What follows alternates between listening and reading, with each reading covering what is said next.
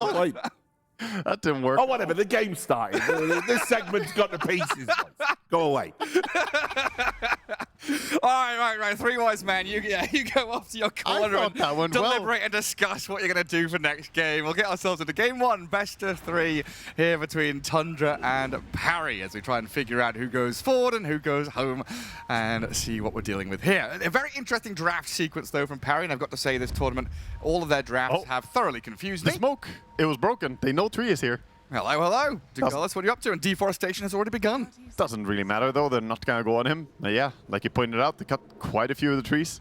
The carbon trap has been burnt. CO2 everywhere. How many trees are there in Dota, Gareth? Oh my goodness, you're the kind of person who's bloody counted this. You. Hang on, let me think. 6,429. I think that's too many, Gareth. Damn it. Actually, I don't know the number, but I think it's roughly between 3,700 and 4,000, somewhere there. I wasn't that far away. I'm just ballparking it, just estimation, you know. I think they should bring back the old tree counter. Remember that? Yeah. Working as a group, the whole Dota community, cutting down trees. We cut millions of trees. A sense of community. Cut down a tree today. Absolutely. Now, Parker, Faceless Void. We've seen this hero really flourish this tournament, getting out of laning stage into that mid-game period and getting some big chronos. It should be a pretty good game for him against like a Weaver and a Tinker as well. Just the worry of the Doom is always going to be looming. Yeah, I think the Doom is a concerning hero. I also want to say this is one of the few times that I will point out that a team has 4 melee heroes, and I like it. I don't necessarily like that it's 4 melee heroes, but I think it's gonna go pretty unpunished against Paravision. They don't have enough heroes to abuse the sort of clunky drafts coming out from Tundra. It's not even that clunky. Like Timber is like semi-ranged by throwing around his chakram, and like he's so mobile, he might as well be a range hero. But yeah, I don't really see Paravision having the ability to really take advantage of it. Sure, you have the Ringmaster ulti and the Tree and ulti, which sounds nice and all. But Weaver doesn't abuse people clumping up. Doom, other than if he has Aghanims, doesn't abuse it either. And finally back to Tinker. I just haven't been really inspired by Paravision's Tinker play. This is the 3rd time, I think, that you and I get to see the Tinker. Oh, maybe 4th even. We got to see it quite a bit. Middling. Yeah, it hasn't really... Satisfactory. Here's the thing. Satisfactory. Tinker is a nerd hero. You need to be a true nerd to justify this hero, and I think no one, he's too much of a Chad. Give him some Chad hero, you know, some hero that can do other stuff. I feel like he hasn't really thrived on this. Go in and crush people. Because, yeah, while we were, sitting and watching the draft, listening to the panel, we were trying to figure out, because we had this conversation between ourselves already, seeing as 13-pick Tinker and not being super impressed with it. I was wondering, maybe they're flexing it to Satanic, or 9 Class has got something up his sleeve. There's the potential down the line, like, look at our Tinker, it's going mid, and then 5 series later, it's like, well, actually, we're going to swap it around. But no, they just keep it mid. So it seems like they themselves have that confidence in no one to kind of pull this game up. Yeah, stockings and go for it. Half a year ago at the TI 2025, we had the Satanic Tinker played 3 games. But yeah, not gonna go that route. But yeah, I just think if you're gonna play Tinker, you need to take over and dominate games when you have sort of free farm. And we've seen him have pretty free farm and then still not really felt the impact. So hopefully for him, it's gonna be a better showing this time. Yeah, and not to hammer this nail too much, but he's also playing in a game, like the panel said, where he doesn't have that much lockdown from his teammates. So it will be hard for him to keep giving chase. But the potential is there, with Overgrowth, with a Wheel of Wonder, to have one big team fight and actually get yourself scaling up. Yeah. So far, though, laning stage, Parker having a few little minor struggles against this Doom and Ringmaster. A couple of last hits behind his counterparts. While up at top, Ari goes for the toss and the avalanche, but closed in on quickly by Ducalis and Satanic to get that Lotus pool for themselves. Yeah, Ducalis is the stronger support here, gonna definitely take the Lotus, and even Blood Grenading for 33. Yeah. He has a Fair Fire, so should be fine, but a lot of damage, and he does not have HP regen. Sure, he has a Ring of Regen coming out, or Ring of Health coming out now, but it will take a while to rebuild that health. Yeah, I guess level 2 reactive armor as well, but he's gonna have to sit back for the next 10 seconds or so to regen. Yeah, shifting his items, backpacking the gauntlets, trying to get the most he can. And early days, this can be hard against the Weaver and the Tree, who do apply a lot of pressure. But like Keza was saying, we're looking at this game going late, right? Both teams have very good scaling lineups. Paravision very likely going to be dodging early fights, not wanting to get into these actual head-to-head 5v5s, more little skirmishes or pickoffs. So they want to drag this game out. And then we get to this point, you know, thinking 30 minutes into the future, where we've got this big fat Timbersaw, Chronos with Chakrams and Supernovas into it. I worry for Paravision's cause. Weaver, Tinker, they get caught in a Chrono, they can just die. Yeah, going late is always terrifying against Faces Void. Obviously, Chrono is one of the strongest abilities for securing kills in late game. But I don't have the best read on how strong I expect Doom to become. With the gluttony facet, you know, he should be farming a bit faster than we had on the old greed facet, selling and buying items. So on paper, you should be getting pretty big. I just haven't seen enough games of Doom succeeding and going late game. So we'll really see. He's the dark horse for me on the Paravision course. I kind of know what I expect from the Weaver and the Tinker. Yeah. And if it's just that, then I think Radiant have the better late game. So Doom needs to pull some weight as well going late. Yeah, especially if you think about like the Lincoln's purchases that can definitely come out of Tundra. Yeah, for sure. New to that hero quite heavily. Well, BZM 23 and 16. Getting a firm handle on this middle lane against the 15-3 of Tinker. The double boars, the wild axe spam, not easy for no one early days. Going to be very reliant on stacking up Ancients and farming back jungle. Yeah, interestingly, the Triple S is going for the same strat on Doom that we saw 33 doing. So obviously, anything 33 does on Doom is basically, that's a stamp of approval. Copy-paste. Yeah, that's you know, sign, seal, deliver. It is good. He's going for the envenomed weapon creep, eating one of the wolves. Right, you were talking about this. This is a new, you know, it's a up and rising neutral creep to get just for the farm rate. It actually farms insanely fast. So you were saying it does like 200 damage or something over time? Something ridiculous? Yeah, you just stack a camp and then hit all the different creeps once, and you will be farming that camp pretty effectively. And also Parker being bullied by Doom. Nice play by Triple S, recognizing can be aggressive. Yeah, the little tickle damage over time from Scorched Earth and some hits. And get past that time walk quite nicely. That 6-minute rune controlled effectively by Tundra. No matter which spawn they would have gotten it, they get the rune on BCM immediately. They do get the D-Ward mid to try and protect the Tinker, and a Dire Ward watching as well. And 9 class does get behind the trees there safely as both of the supports rotated, like you said, for the rune. Leaving side lanes exposed though, and that's 33 wide open to get first blooded by Satanic. That's a nice kill to get for sure. Shutting down 33, such an impact player, so hammering down pressure on him is good. But meanwhile, that mid tower is under siege. Boars, siege creep, 2 supports here. This tower will fall. Tinker has no interest in defending it. And again, going down that line of thought, Tinker wants to be farming stacks, wants to be sat in this area of the jungle in particular. Opening mid lane gives you these trajectories, right? You can have that branching effect where you can play through mid, into the enemy jungle and find the Tinker. A lot of this is because of Tiny, by the way. A lot of other supports would not have been able to stop Tinker from coming close and throwing down the march, but just because Tiny has Avalanche and Toss, he would have tossed him into the Beastmaster, and that's too much of a threat. So Tinker couldn't even get close to throw down a march defensively. 1 for 1 on the Wisdom as 33 stood tall. And it doesn't get snuck by the Treant, who was lurking there with his Vision and the Watcher. And then Triple S going to clear out the camp and chase Whitemon down. Tame the Beast on the Phoenix, forces the dive. Down to about 170 health. So that leaves Parker again alone. Yeah, he's not got too much lane support right now, but he is closing in on level 6. Well, fast move here with the Avalanche and Chakram. 33 level 6 with Vanguard going feels pretty strong now. Even though he died first blood, can still stick it around now with that fresh item pickup.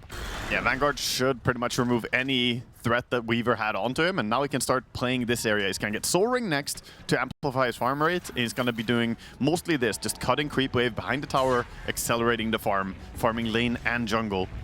He's just a parasite now, a leech on that top lane. No way to get the limpet. Speaking the barnacle leech, off of the hull of the ship. BZM is stealing the creeps away from the Tinker. This is one good way to shut down Tinker early on. Just get in there. You took his tower already, and now they're taking his stacks. So we're at 8 minutes in, and Tinker's only 2.3k net worth, sitting 1,400 gold behind the Beastmaster. That's a significant number right now. That's pretty big. And now Avalanche toss from Ari. A tiny combo comes in onto 9 class. Ball slow, and the finishing touch from BZM. And it's not just the Tinker being behind, but the Beastmaster being ahead, right? Because we so often talk about that Aghanim's timing. Yeah, Aghanim's super important to get early on. It's his farm tool, it's his fighting tool, and this will also, the fact that they removed the mid tower gives him less responsibility to stay in this area, and he can start moving for these invasions. Him and Ari, look at them. They're going again towards the triangle. Might be able to steal some more creeps. Take it all themselves. I hear Doom. They're going on that Onto the bot void. lane. Trying to chase into Parker. Doom expiring though, and Ari's avalanche keeps Parker safe while Whitemon tries to burn into Triple S. A dive onto 9 class, the axe is thrown. And the damage over time should be enough here. I don't know if the Ringmaster can slip away from danger down into the little river area, allowing Triple S to get the kill. Turn onto Ari as well. Nice chrono though from Parker with the time dilation. The whip is cracked and they can't finish the job on the Weaver. Time-lapse back, and Satanic considering the continuation as Tundra, they brought numbers down here, lose their 2 supports. That's just awkward though. He doesn't have Roar. That Doom should 100% die, no? Look, he hasn't skilled Roar. He's level 8 without Roar. 4-4-0-0. Yeah. I mean, surely Doom is dead there if you just skill the ability. What? This is greedy. I don't even know if greedy is the right word. It's just bizarre. Well, he doesn't have it. He doesn't have it. We'll keep our eyes on 33 up top. Again, cutting that wave, keeping damage on the tier 1, forcing Paravision to come back and defend. Not much they can do to stop him, though. Again, with that Vanguard, the Soul Ring, 1500 health, and level 2 reactive armor make him pretty impermeable. We will try and bring another hero up here with the Ringmaster coming forward to protect Satanic and play back into 33. Sunray gives the heal and the damage onto Ducales, burning down the Treant. Nice box to buy some time as Whitemon dives and falls himself. Ari's picked off by Satanic. And Tundra going for these moves, their 2 supports falling short yet again. It's the same trade. Yeah, good kills. Good kill coming out from Paravision. It was a deep play under the tower of Paravision. Tundra just getting a little bit too aggressive. And this also kills off BCM's rotation. He was running towards top, wanted to join. He has a double damage rune on the Beastmaster, but recognizing his team is already dead, no reason to run over there. So this is very important for Paravision, holding on to your towers. You can feel what Tundra wanted to do though, right? They go for that mid-tier 1, then they pivot bot. They wanted kills into tower. They move up top, they wanted kills into tower. So it's very important, yeah, Paravision stop these objectives falling so they can actually utilize this Tinker to come back and defend while he keeps on farming. Oh, up top, nice Ringmaster ulti. Throws the Wheel of Wonder into a whip, 9 class on spot right there, hiding in a tree line through the ulti without any other setup. Nicely done. Yeah, confident play. Also not easy to do on a hero like Timbersaw who can Timber Chain away against 33. But nice read. Ari being eyed up. Ducales with Triple S. Trailing the Tiny and going deep. The damage from the Weaver and the Ringmaster nearly just bringing Parker down between the 2 of them. The TP out with a lack of stuns on Paravision. Ooh, that was so close. There. The cast range on the Treant ulti almost had the radius for him. Almost got there, but not quite. But this is, again, them getting kills and now this time able to transition into a tower because previously they were fighting under their own towers and getting successful fights. Now they fight under the Tundra towers and can take the tier 1. So I know in general you don't like the weighted dice, do you? We've had this talk before. You're not a big fan of the numbers behind it. Yeah. On a hero like Weaver, though, what are your thoughts when you've got Geminate attack? I mean, Gemini attack. It doubles the strength of the weighted dice, doesn't it? Does it? Does it? I mean, right now, I don't know mathematics. right now it's every 7 seconds he gets 1 double attack. I mean, I'm pretty sure he gets, like, on average, what, 1.2 or 1.4, 1.5 maybe damage from this thing? Because he doesn't have a big damage range like CK or anything. He's got damage range of 6. Yeah, it sounds pretty bad. Not gonna lie. It does give you a tiny bit more gold. Yeah. I just want to see what his options would have been, you know? I wonder what other alternatives he had that he passed over. You can go watch the replay for that. I will do that. I will get back to you with that after this game. I guess also maybe a curious thing is here, the little shift adaptation from the Weaver, because we've seen, you know, this Desolator Shard, this Mjolnir Rush, some people going for I can't remember who it was, the double bracer to be tanky. Adding this Dragonlance, being able to kind of outrange the Chrono, very important here for the Weaver to skirt the edges of the fight and be tanky. Yeah, it's also survivability. It's not just about range, it's about not getting bursted by the combinations. So we see a chase. Ducalis is going to connect with an ulti soon. They have the egg ready to skill. Actually, they don't have the egg ready to skill. Nice Wheel of Wonder. Phoenix just gets blasted by the laser. Triple S roared by BZM. Overgrowth comes in, but the illusion rune there breaks free the Beastmaster, so he can keep on chasing towards the Doom, who throws the ulti back on Beast. Parker with a time dilation sees Ducalis. Well, does he? Into the trees. Now he does. The boar helps out. In the end, he's going to fall. Mask of Madness fast hitting. They just really don't like skilling ultis on the side of Tundra. Level 6 Phoenix with the ulti as well. Why? They like basic abilities, Gareth. One more point in Sunray. Ultimate, though. It's in the name. It's the ultimate ability. Phoenix ulti is pretty good because it allows you to use all your basic abilities again when you come out. So, yeah, I honestly... I don't really agree with the choice. I guess mana pool is kind of hard to sustain for Phoenix early. I'm more okay with it than skipping ulti on Beastmaster until level 9. Okay. I'll say it that way, but still bizarre. Twin gate time. They want to still crack this top tier 1 tower. And Ducalis Treant going to sit there and protect it. Not seen much of that fella. The Tinker, 6,500 net worth now, has actually hop-skipped and jumped to 3rd place, given all this space by the rest of his team. Oh, they're onto the Weaver. Avalanche and Chrono. Parker's come in here with Sunray damage. They've got a big kill on the Weaver. Now they'll transfer towards top tier 1, where Ducalis picked off by 33. No one will spam the march out, and then Blink and TP back home, trying to zone out the aggressive move. Yeah, it's micro details though. He didn't wait for the next creep wave to come in and march that one. He marched a little bit early, so they still have a full creep wave to push with. With a catapult. And meanwhile, they're taking Roche as well with the Aghanim Scepter. This is a very nice timing from BZM going Roche. All of that comes back to dominating mid lane. The moves from Ari coming in mid, and Beastmaster just looking very confident. He has Blink Ags at 15 minutes. That's absurd. Beast is fucking huge, dude. He's massive. They're closing on 10k net worth, 16 minutes in. He's wilding. He really is. A minute faster than average on the Ags. I mean, he's level 13. It's so big. Normally, Tinker is the one out-farming, right? Usually, a mid-Tinker will farm really, really fast and out-farm other mid-heroes, and they will have to go and do something to make up for the farm difference. Like, a minute faster on Ags is nice. 4.5 minutes faster on Blink is, like, insane. Yeah, it's crazy. Crazy timing. And that will keep them able to do a lot of stuff in the early game. Don't expect the Beastmaster to slow down much with the Aegis, and he's a very low downtime hero. Even without ulti, he could still run at people. That's what he's going to do now. They dive in behind tier 2 top. Ducalis trying to do his job of defending objectives. They don't have reveal over on Satanic, so no chance for a dust into Roar there. It looks like they've just missed out on the opportunity. Yeah. No one wants to defend this. Blink Dagger on cooldown for a little bit, so he should be fine to spam out the marches. A line drawn by Ari saying he wants to try and shift in behind. With a deep observer ward, they've seen the creep wave come and the Weaver move across. Right, too. Satanic is there. They want to try and catch him in on that camp. Ari will start the BZM roar. They've got the dust and reveal this time, and they blow up Satanic. Satanic with a second death in short time window here. Definitely gonna slow down Weaver, who's already not on a timer, but going to fall off later on comparatively to the Faceless Void. Stunting his net worth really hard, and Parker has not been ganked and killed a single time. He got doomed the one time, but they didn't bring him down because he had his backup nearby. BZM. And he blinks away from them. Supernova's ready, but there's no roar. So it looks like Tundra don't want to go and bleed out an Aegis, lose any lives down here.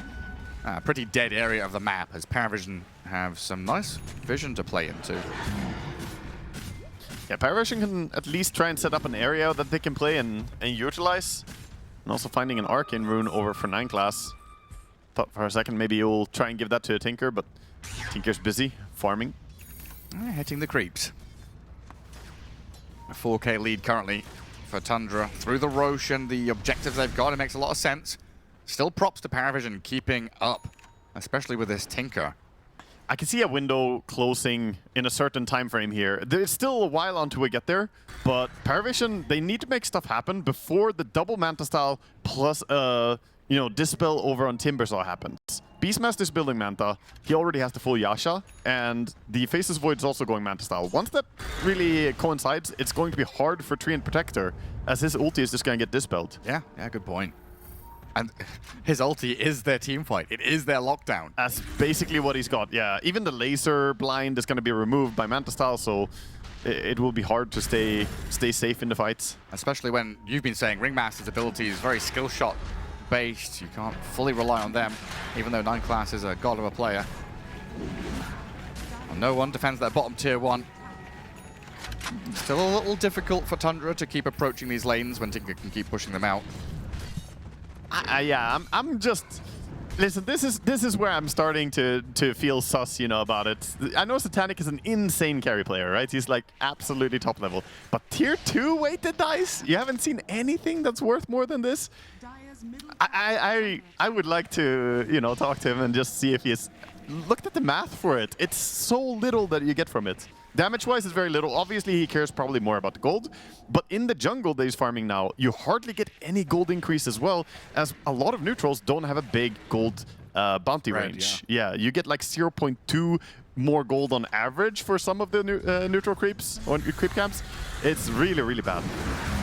I also was, by the way, as a greedy player, I was also convinced that it's a good item. Oh, everyone was enamored with this idea of weighted dice, giving They're going through the gates. They're going to go into mission. They're going straight towards them. And Jakala is going to try and run away, but the jump in from BZM catches the Doom. Triple S is slain. I don't think they can catch any more. Paravision have dipped away with the remaining heroes. Yeah, that was maybe a moment where Paravision could have taken a fight the 1-by-1 through the gate, but they don't really have the big chain stun abilities. There is, of course, the overgrowth that we mentioned and then the Ringmaster ulti, but these aren't reliable big... It's not a Chrono, right? It is not a Chrono. If they had Chrono and people are coming through the gates, you just destroy everything. Unfortunately, they're so far behind that even an advantageous spot is hard fight, and 9 Class will get jumped. They're trying to fight. Satanic is there. Yeah, there's a Hypnotize on Ari through the Wheel of Wonder. Laser Blind and the damage through the March of the Machines will get them a trade for 9 Class's Ringmaster. That's decent enough. At least they get the Wisdom. Something for themselves, and they are getting close to a power spike. Tinker is 600 gold away from having Aghanim Scepter. Once he has that, his damage output is going to be way better. And I think they need it badly right now. Their damage is just sorely lacking. I mean, when you're behind, anything is something, right? Yeah. Take what you can get. Timbersaw getting pretty monstrous, though. Yeah, Manta style timing on Parker's coming. You talked about this Gleipnir from the Timber through that Kaya Sand as well. So tanky and damage dealing. At least Parker on Face of Void is still a little bit away from the Manta style. There's a bit of time until he gets it. So for now, he can still die. It's a super greedy build. The Mask of Madness, Yasha, Maelstrom. It is vulnerable at this point in time, but the next items will be survivability. It will be Manta, and then he's probably going to go for a BKB or something along that line. He will become unkillable. Or even Lincoln Sphere if he wants to protect against the Doom. I may be mistaken. I'm just thinking about the vibes of Tundra, comparing them early days of this tournament when obviously Parker's standing in to now. In the first few series, we saw them put quite a bit of emphasis getting Parker off the ground, giving him support, giving him a lot of lane presence, moving people towards his lane and playing through him. This game, there's been a lot of focus into 3-3's lane. A lot of focus on BZM, and they've kind of left Parker to just farm and sit and do what he wants. Yeah, sometimes carry players, it's best to think of them... Oh, hold up. Like Triple on an S island. Looking for a Doom. Onto BZM. They've got that ulti. And a Wheel of Wonder there as well. They're just going to bail and ditch on this one as well. Leave the Beastmaster to die. As Whitemon goes for the TP. Nothing to cancel it. So close to having the whip, but just slightly too late. Yeah, I was going to say, sometimes it's best to think of a carry player like a plant, like a vegetable. And don't overwater them? No, in the best sense, you know. He will grow, but you can't really stress it. Let it happen, you know. Just make sure you take care of it every now and then, but leave them, let them have sunlight, you know, let them have space. Satanic. He does not want to give space to his Timbersaw. It's going to be Tiny that gets focused instead, but he gets the blink out. Still going to get tagged up by the daggers and the swarm. Aurora from 33 gets a bit of space for Ari, but the chase is relentless from Paravision. Huh? And Waga, I wish carries in my pubs were like rhubarb. Yeah? You can put a bucket over their heads and force them to grow. Oh, rhubarb, dude. That's some good stuff right there. Just force some rhubarb. It's like bamboo, that stuff. Very quickly. And Triple S nearing his Blink Dagger. And BKB already purchased. I mean, this guy is the answer to the Faceless Void. This guy is the answer to the Beastmaster. He is going to really dream of the times in the future in this game where he can get a refresher orb and multiple dooms going. There are so many targets to chuck it on. At least he has Blink now, so he will have some agency over who he dooms. It's not just going to be whoever you stumble into. Being able to Blink surprise someone, it can be really big, as there's not any reliable save on the side of Radiant yet. They might, by the way, already be setting up to buying Aghanims on Phoenix. He bought Aetherland's first item, which is a telegraph that he will probably want Aghanims later on for increased cast range on it to save people. And that will be a very, very good saving tool against the Doom. One of the most frustrating things. You commit fully on one guy and then he becomes an egg. And the added bonus, of course, is playing with the Chronosphere, right? So having this hotspot Sunray and the Aether Lens offer a lot of damage. Tinker's going to cancel that TP. Leave 9 class high and dry. Yeah, you're on your own, unfortunately, on the support there. And dying next to Roche means that the Roche could be on their minds. He's gonna move top now, though.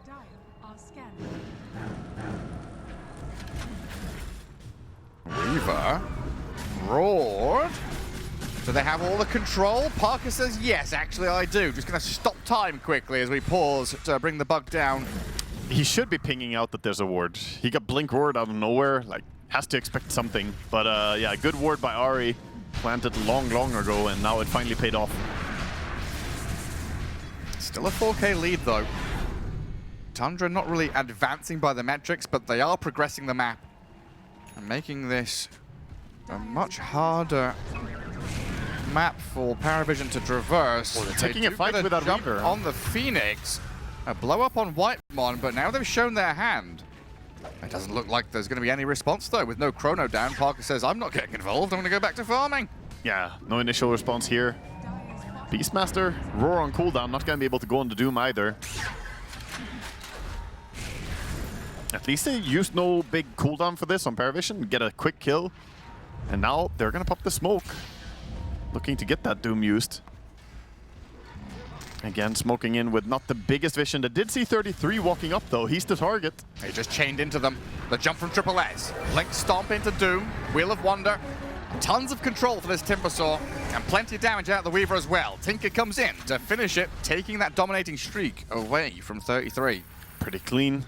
Tiny thinking about getting a toss back, but dangerous to overcommit when you already lost one hero.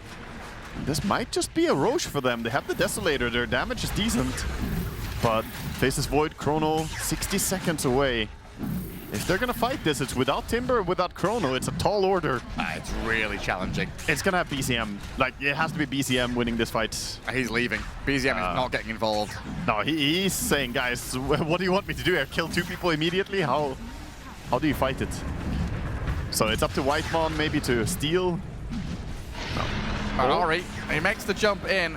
Satanic had already BKB'd preemptively, feeling that was coming. There's still a banner on the ground. He walked away from it. Could have taken the banner at least, Ari. I guess nothing for his troubles. No payoff for him. That's good practice to use the BKB there. He knew that they were watching him. They could feel it. They were, of course, not wanting to give away a free Aegis. BZM's found no one.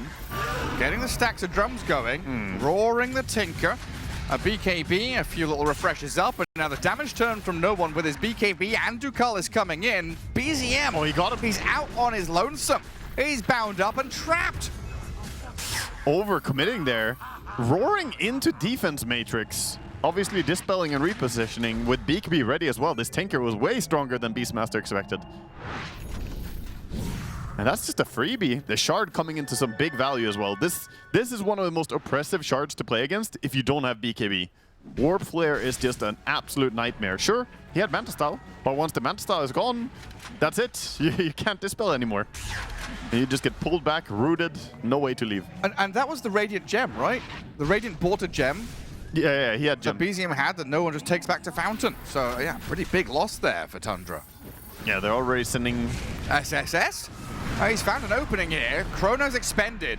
There's good Sunray damage in. Parker trying to finish the job, and Triple S stays alive to get the Doom off, and BKB to run and survive. Dive in with a Supernova, not going to accomplish a lot, and the heal back there on Triple S keeps him up and running. No one keeps on going. They can finish off Ari with another touch, but they don't quite have it. He's blinked off to the left. Parker does still die, though, to the doom of Triple S. And Tiny, they don't know. He's completely fine to sit here. No TP ready. Ari is just hiding. What's happening bottom? Beastmaster's being gone on. Yeah, some damage. He's going to be fine. Can run away from it. The Manta and runaway is going to work this time. But yeah, we're starting to see some big impact from Tinker. I was questioning it after the previous games I've seen, you know, but no one is showing up big this game already. They give him so much room. Yeah. He spent a good 12 minutes farming jungle. There we go. He cancels a TP too. Gets a grab on 33, pushing him back into the ancient camp. Stuck between a wall and a weaver. He's really punishing all these no BKBs, right? There's no BKB on any of the cores on Radiant, and I think playing without it into this Tinker is going to be really frustrating. Non-stop just getting warp flared, lasered, tons of damage.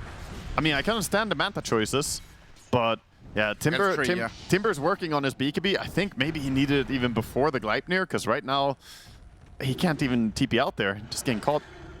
No one. You've been saying, you know, not reaching his peak yet. He's been through a lot through his career, success and failure, but now back in the driving seat.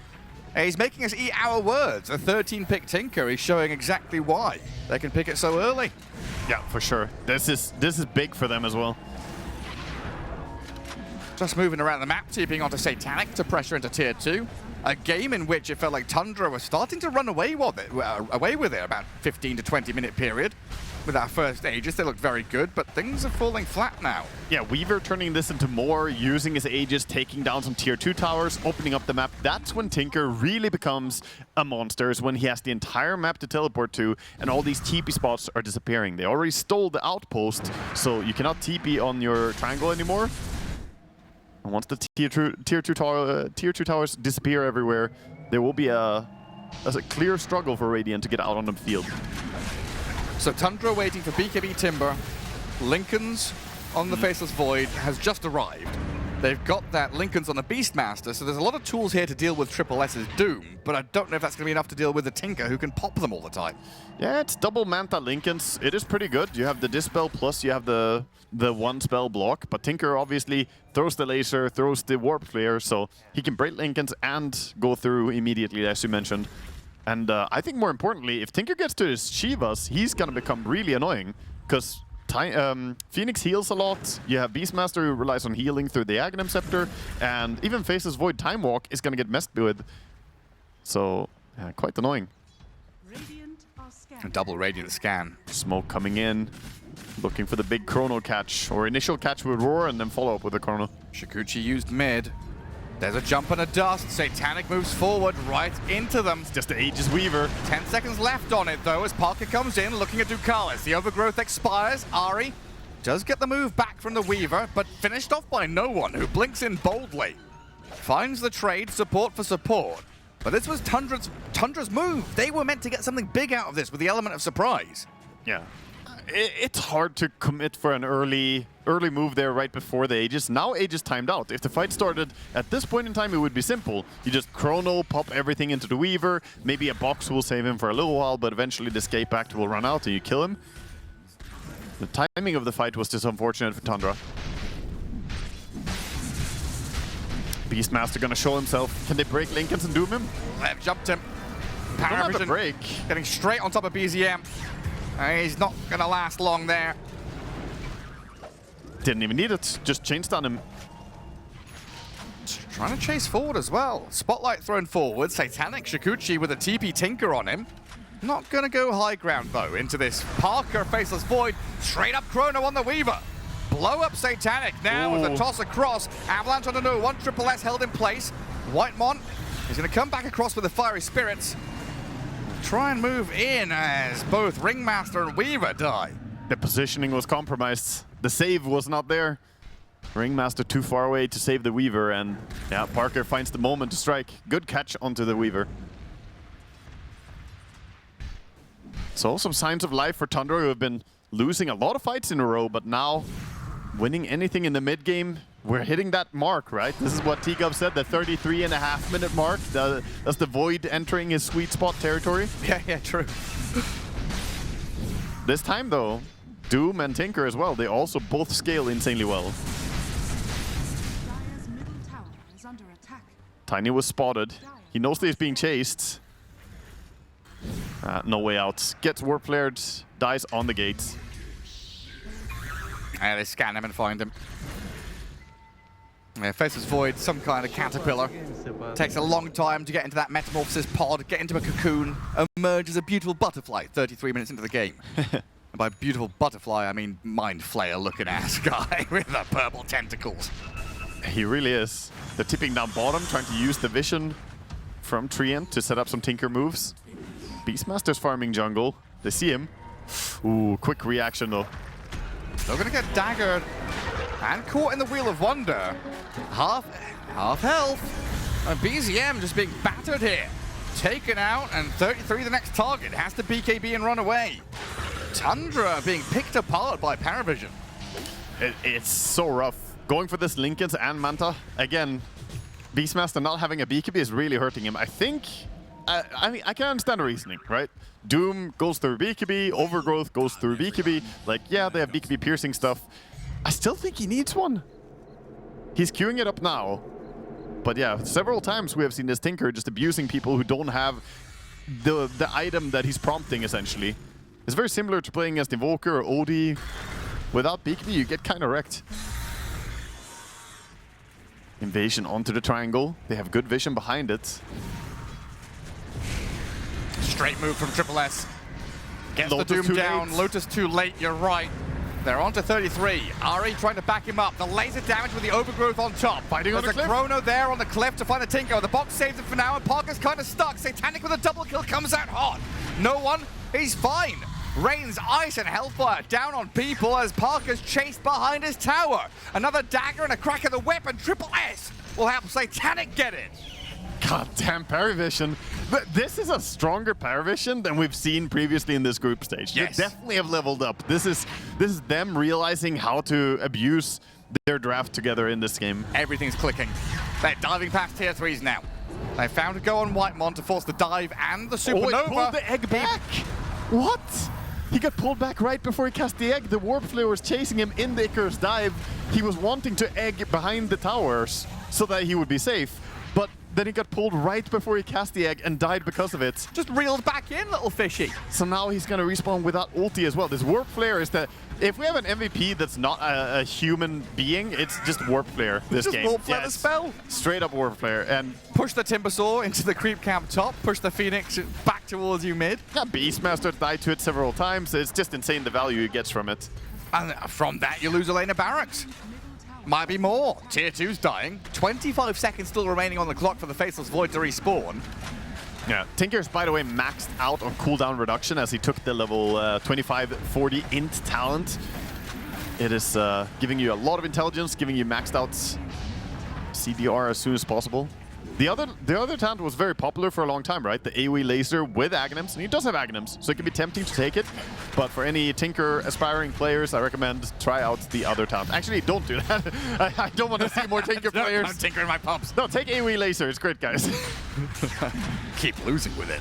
Yeah, please. Well, Tundra sensing that they've got to make a desperate move here. Some desperate measures required. Smoke up as 5. Get on top of Ducalis. Get the tree and try and burn him down. Successful go, but Roshan's already good been whip. taken. And that Wheel of Wonder keeps them all back from aggressively moving forward. Yeah, just gonna take the advantage of the Roche, get the Refresher Shard over on the Doom. Refresher Shard when you have BKB, Blink, and Lincoln Sphere as well. Of course, Doom is gonna be very happy for the next fight. And Satanic kind of doing what we always see him do. He gets a lot of damage when he plays carry heroes. He's got that Daedalus ready. He's dishing a ton of damage, so it's not just the Tinker you have to deal with or worry about the Doom, but this Weaver, he's clicking hard. Yeah, he's not going to buy some Manta Lincoln's BKB on Satanic. He's going to buy Daedalus and Rapier. He does have a tier 3 weighted dice.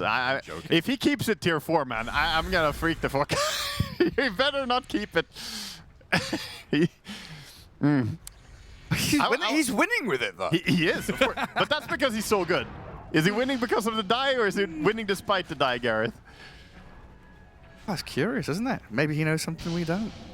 I know everything there is about this item because I've sat and looked at the stats for it, Gareth. That's all I can tell you. I wish we had easy trackable stats in Dota to see how much damage he gained or how much gold he gained from this specific item. Yeah, it's super in this hard game, though, isn't it? Yeah, that would be hard, just very hard to track that. Well, new neutral item. His options, Waga, his options. He could keep the weighted die. Ah, straight away. He's like, finally, finally a neutral item. He immediately clicks the player's buzzer. Yeah, that's a DPS increase right there. Oh, it's like, thank God. Overgrowth, that landed. Rod of Atos to pop the Lincolns. The Chrono defensive. Oh. Required from Parker. Makes a jump on Satanic. That's risky. Roaring up the Weaver. In comes no one with Night Class as well alongside for the little box to keep the Satanic Weaver alive. A jump away from 9 Class, buying some time here as the Supernova lands on the Doom to the right-hand side. BZM going to slay Ducalis. They used all their stuff, though. But now Satanic can just run rampant into the midst of you all, forcing Tundra back into the base. There's that awkward spot where they got a pick off and they kill the Aegis, but they're the ones who have to run away because they're very cooldown dependent in this fight. No Roar, no Supernova anymore, and no Chronosphere. I actually think the Paravision, with one hero down, can still go for plays right now. Go and make something active happen. Especially having Doom available. And now Weaver with the damage. We see how much damage actually the Phoenix did in that one. 6,000. They're going to jump onto a Timber. Doom, not going to get the range. Ethelend's hotspot. Very, very strong from Whitemon. I mean, for Tundra, if they can just reset and get their cooldowns back again, there's still good hope here to hold on to the game. There's 16,000 gold behind, but gold deficit has never stopped a Void from being a powerhouse in late game. And he's level 24. Level 25 is a huge increase in his survivability. Under attack. Man, 9 Class has got enough money for Aghanim Scepter. 2 charges on Escape Act incoming. So multiple saves into the Chrono. You know, I think that's really big in this game. It's huge, yeah. Not every game that you want the Aghanims. Oh, they got him. Void. They've popped the Lincolns and forced the BKB. Parker has to dip back to Fountain as 33 fronts for the rest of the team, but the banner is placed, the catapult's here, and Satanic will open up on another lane of barracks. I mean, trading out against the BKB might not even be the worst thing. They have Refresher for the Doom. They do not have Refresher for the Void. At the same time, waiting, controlling the map, and then playing for the next Aegis seems like a very natural move for Paravision. They also have good vision with these treant eyes in the forest, kind of pinning your opponents into the base. 17k lead now. That's crazy to think back to how Tundra were dominating the first 20 minutes of play. And now Paravision have all of the answers. Space, vision, the control from their heroes and itemization. Yeah. And Tundra have to keep answering, right? They have to buy Lincolns and Lotuses and all of these tools to deal with the Doom. They can't buy what they want. No, they really need to itemize against it, and that's why we see the Lincoln Sphere for Timbersaw again. So triple Lincoln Sphere already. They're going for Lotus Orb over on the Phoenix as well. Already, while of course having one Lotus Orb on the Timber. Basically big reactions, because it's not just Doom. It's Tinker as well. Tinker has a lot of targeted abilities that, you know, against the Warp Player, against the Laser. So it's 9,000 spent on Timber. 5,000 spent on the Beastmaster, that's 14,000. Another 5 on the Faceless Void, that's about 20,000. You spent 20,000 gold this game on items to deal with Doom. Pretty much. I mean, they still give you some value outside of it, but yeah, you're definitely right. They have to address the situation a whole lot.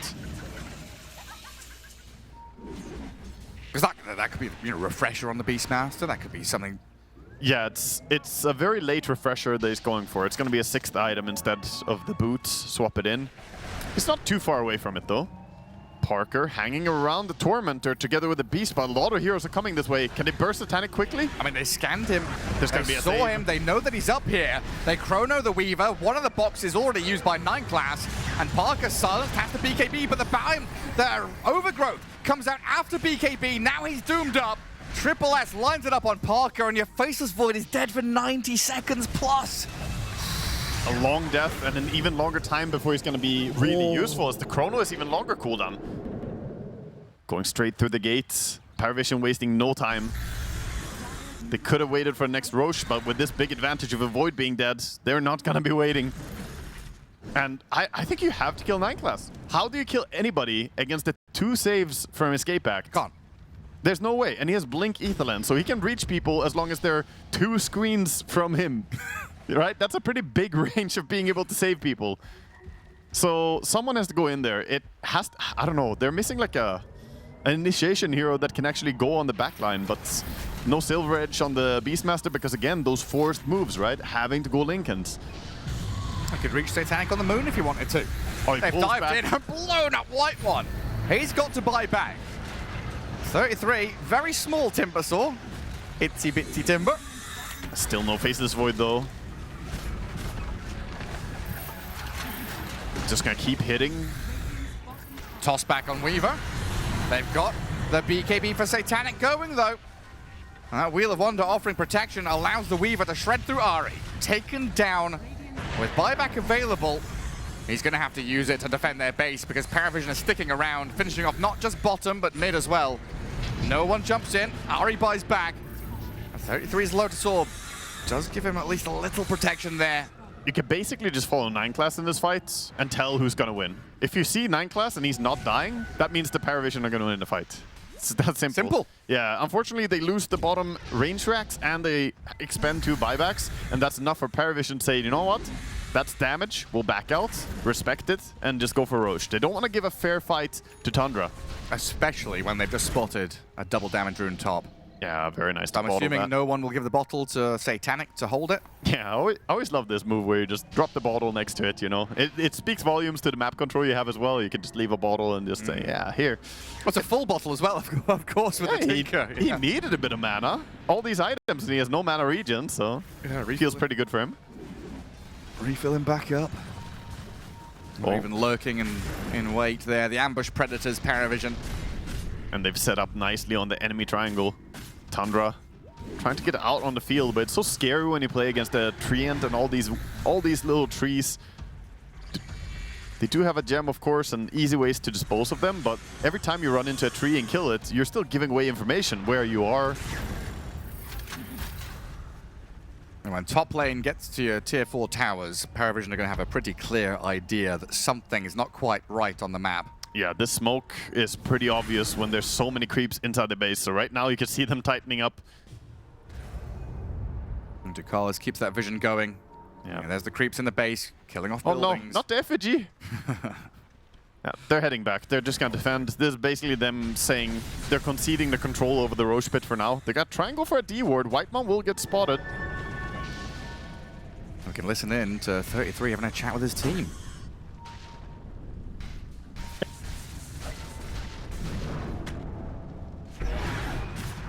We've suddenly gone very quiet. Yeah, I don't hear too much. I think it's very quiet. Suddenly, silence in the Tundra camp. I guess he was barking orders for a moment, and then they've gone back to focusing. That's honestly just how it is when I lose in a pub as well. No one's saying anything. It's completely quiet. No, of course, these players are definitely locked in fully here, trying to find a way back. I think we had a moment there where he was barking orders. And now everyone's listened, they're all locked in, they're ready for this final fight. If there's anyone who's going to find a way back from a tough spot like this, 33, he's got one of the biggest brains in Dota, man. Oh, yeah. So you listen to the words that man is saying. Right now, though, honestly, he might get jumped. The plan is probably to bait with him and Parker. They're the two with buyback. So 33 can use his life as a resource here, try and expend it to buy time, give vision so Parker can find a big chrono. That's why he's still playing quite aggressively. His BKB was expended, though. They're going to be happy with that. Paravision giving a little bit of poke. Now it's awkward for Timber if a big fight erupts. Contesting this Roche is feeling like a distant dream, but they basically have to. If they give away Aegis, they're going to lose. They 5-man smoke. They have to make a move. 33 front line. Triple S on the high ground. Sunray on him with an avalanche toss. The Tombo throws him in, but the box saves him. Eon Disc up. Triple S runs forward, pops the Lincolns on Parker, throws the Doom, says somebody says stop this man! He's gonna chase out Parker, Supernova's being focused, Satanic gets the kill, BZM's in trouble, and Paravision have surrounded Tundra. An overgrowth is there, Triple S is still full HP, healed to full again, and the Weaver gets an ultra kill. It's a desperate move. All they have left is Parker. They still have the chrono. He didn't find a chance to do anything. Doom on top of everything here. SSS even has one more Doom ready. A buyback from Timber, but Parker, Lincoln's popped, has to defensively chrono and slowly walk away. He might not be safe yet as the spotlight sees him. Exit stage left. No one makes the jump. Triple S and 9 class force Parker to BKB and run. The Doom right on the Faceless Void's head. Has another ulti to go as well, but Parker's back to the fountain while the 33 Timber's about to be dead. 4 gone and GG called. Tundra tap out. Paravision, the comeback kings. Yeah, Tundra, they had a late game draft, but they couldn't get to late game in any decent shape. They get beat down across the map. This Tinker was everywhere. I will give it straight up to no one here. He was carrying so hard. What's up, Waterhag? How are you doing? You broke Gareth, I think. This will be a solo cast from now on, unless he's just giggling to himself. I don't think you were ready for that one. Waterhag! I want to be a swamp hag!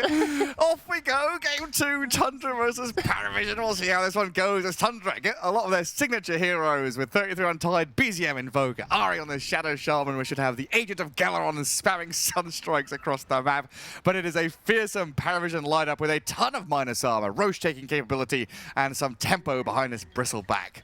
And a fair mix between skirmish and teamfight as well on the side of Paravision. They have the Treant ulti, they have Ringmaster ulti, pretty big impact there.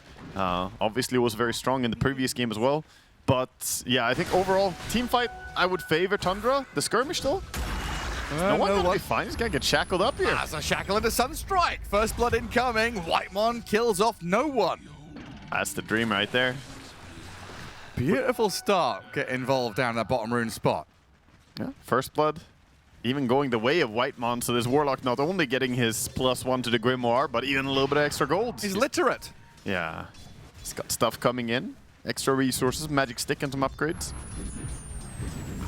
Sunstrike to secure the range creep, make sure no one can't get the deny. A great start for BZM in this lane, getting some free time to set the lane equilibrium where he wants to. And of course that first blood, additional bit of XP and gold definitely helping out. Peeking into the side lanes here, we've got that Tide Hunter down at the bottom lane with the Shadow Shaman. And they can play straight up, they can lane drag, they can do what they want with this range plus melee. And I guess with a Treant in lane, you do want to keep that lane as close to your tower as possible. I do think I want to say that Radiant offlane is a bit stronger than the Dire offlane. Dire offlane looks like it's going to have to rely a lot on shenanigans. We already have them happening, of course. Zari is running away with the bottom creeps. But the Radiant offlane, the Bristleback, could find power spikes where it can actually threaten the Murta. The Bristleback. 3 S's in his name now. And we've seen this Bristle pop off. Whisper, was it yesterday? The other day anyway, with that Aghanim's refresher build just completely dictated a game for Heroic. Yeah, Whisper. Curious to see if Triple S goes for a similar build. I think maybe not, but that also comes back. You know, we had that game. It was very interesting. It was a very slow game with a lot of long breaks, no fighting. And then the refresher looked absolutely genius because he did so much damage. But as I thought about the game afterwards, it's like, this really wouldn't have been the case had the game been higher pace and looked differently. And this game, just looking at the heroes we have, I think we're going to see a lot of this. Sunstrike. Kill after kill. Lining it up on these side lanes. Ari the one to take the name of Ducalis. Yeah, if that game was higher tempo, you're wondering why did I spend 6 grand on this item that does one thing every long duration. Yeah, it's a very, very costly item, but nice kill down bottom. Invoker, of course, throwing that imbalance with the Sunstrike. Shaco is a fantastic setup. It is bottom lane that is going to be looking towards the most too, because up top they don't really have a reliable setup. Onto the Tide. Shackles to keep the tree back, but Satanic keeps the burning arrows going. Fair fire. As a Fairy Fire heal, and 33 has actually gotten the distance, the triple gauntlet, and now the salve. Knows his limits, this man. 9 class up top, snipes out Parker's courier though, as they play in behind the tower and start getting quill spray stacks up. Shadow Word there, 3 quills on the Muerta, but it looks like Triple S is just gonna fall back. Oh, Warlock, of course, very good at keeping the Muerta healthy. Keep throwing heals on her. It's gonna be a lot more defensive usages of the spells from Warlock on this lane. Still kind of spooky, you know, Satanic around half HP. You gotta be keeping your wits about you. You get shackled up and Sunstruck. Losing a core hero is a different story to losing a Treant every now and then. That's very true. Yeah, he does have a lot of magic stick charges, and soon enough he will have Death Pact again, so heal will be on the horizon for him. And passively, he is winning the lane quite nicely by just harassing with the Searing Arrows. Even a tanky Tidehunter. Oh, they try for a Sunstruck setup. Yeah, going for it. Satanic's popped his wand already. Getting turned into a chicken and clicked by the Shadow Shaman. Not enough to finish him though this time. Good move by Ducalis. Every time the Shackle comes out, Ducalis is trying to tank it together with him, but up top, Excuse me? there's that takedown. The level 3 power spike of the Bristle. Level 2 quills, enough to kill off Parker. And you were right, that top lane very strong for Paravision. And at the same time, we're also seeing in the mid lane, 19-7 Slardar, 14-5 Invoker. Even though we're getting these Sunstrike kills and BZM's feeling good about himself, he's still being outlast hit by this melee fish in the middle lane. Yeah, the Slardar should be winning the lane overall, but as long as you keep getting these Sunstrike kills, the Invoker's going to be very happy with himself. Here we see a replay actually of what happened up there. Very nice. As Parker started by going on the Bristle. Did it just backfire from here? Overcommit? Oh my god. That should not have happened. No. I don't have any further... That's not even really... I don't have any further addition to that conversation. We'll leave it at that. Yeah, it's... Unfortunate. Especially if he dies again now. I mean, Triple S is really laying it on thick here. 5 stacks The of glyph quills. Make it 4 now as he dips back behind tower, but this Bristle keeps on chasing. Parker dead twice in quick succession. Fatal Bonds with Sunstrike, though, at least gets Tundra something. Parker is having a mare. Oh, yeah, he's gonna respawn and have 10 seconds cooldown on the town portal. No boots, he's gonna have to just sit and wait for 10 seconds. No walk of shame, but a little, I don't know, timeout in the corner, I guess. Muerta, have a snack. Muerta wishing she had the Offrender to respawn back in lane. No. If only. Now BZM's being eyed up in the middle lane. Ducalis has made the long migration through the forest, through the river, planting his roots and flourishing there to get a kill on the Invoker.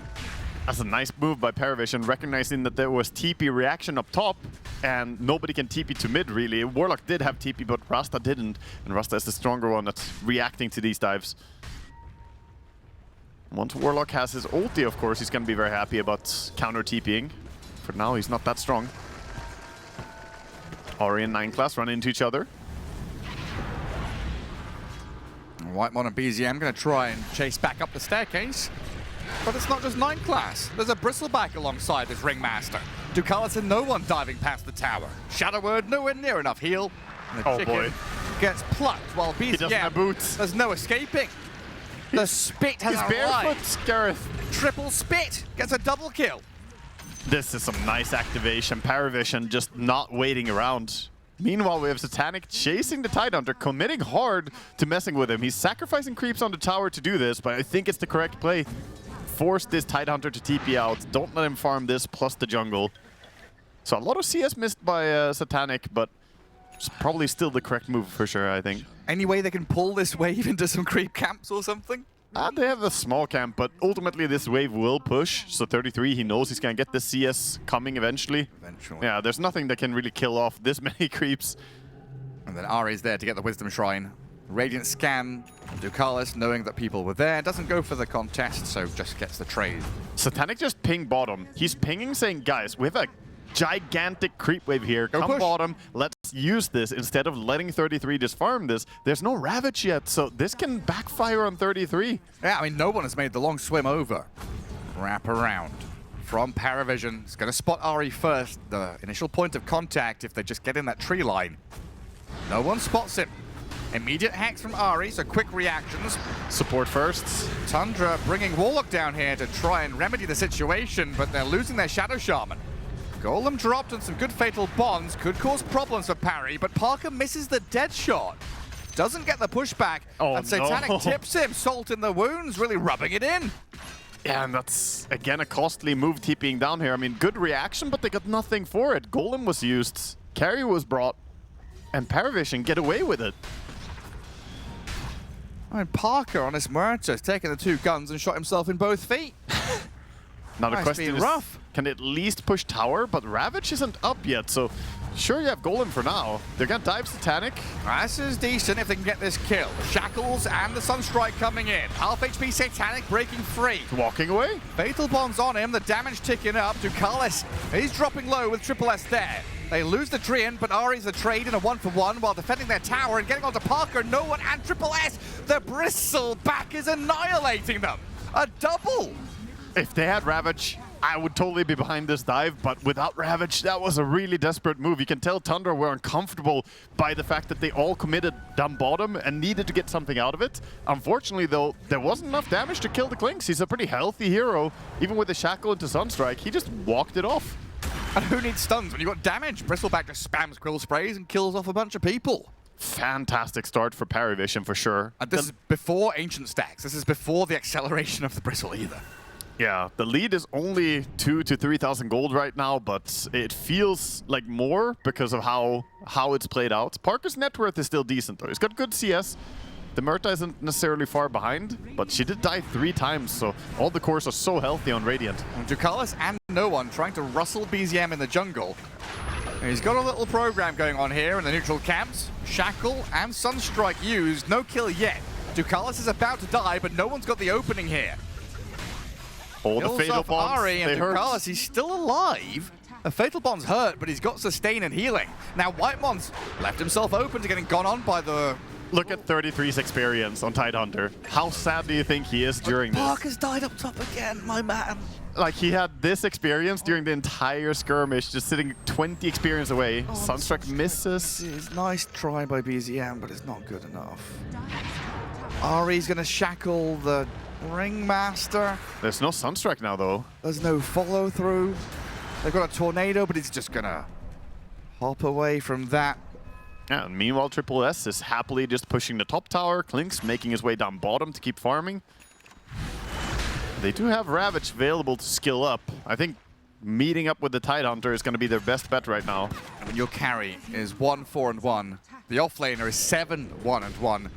And Parker is TP'd up here, so I need to come and protect this Muerta as best as possible. He willingly wanted to play the Muerta into the Bristol. It's a pretty dangerous matchup.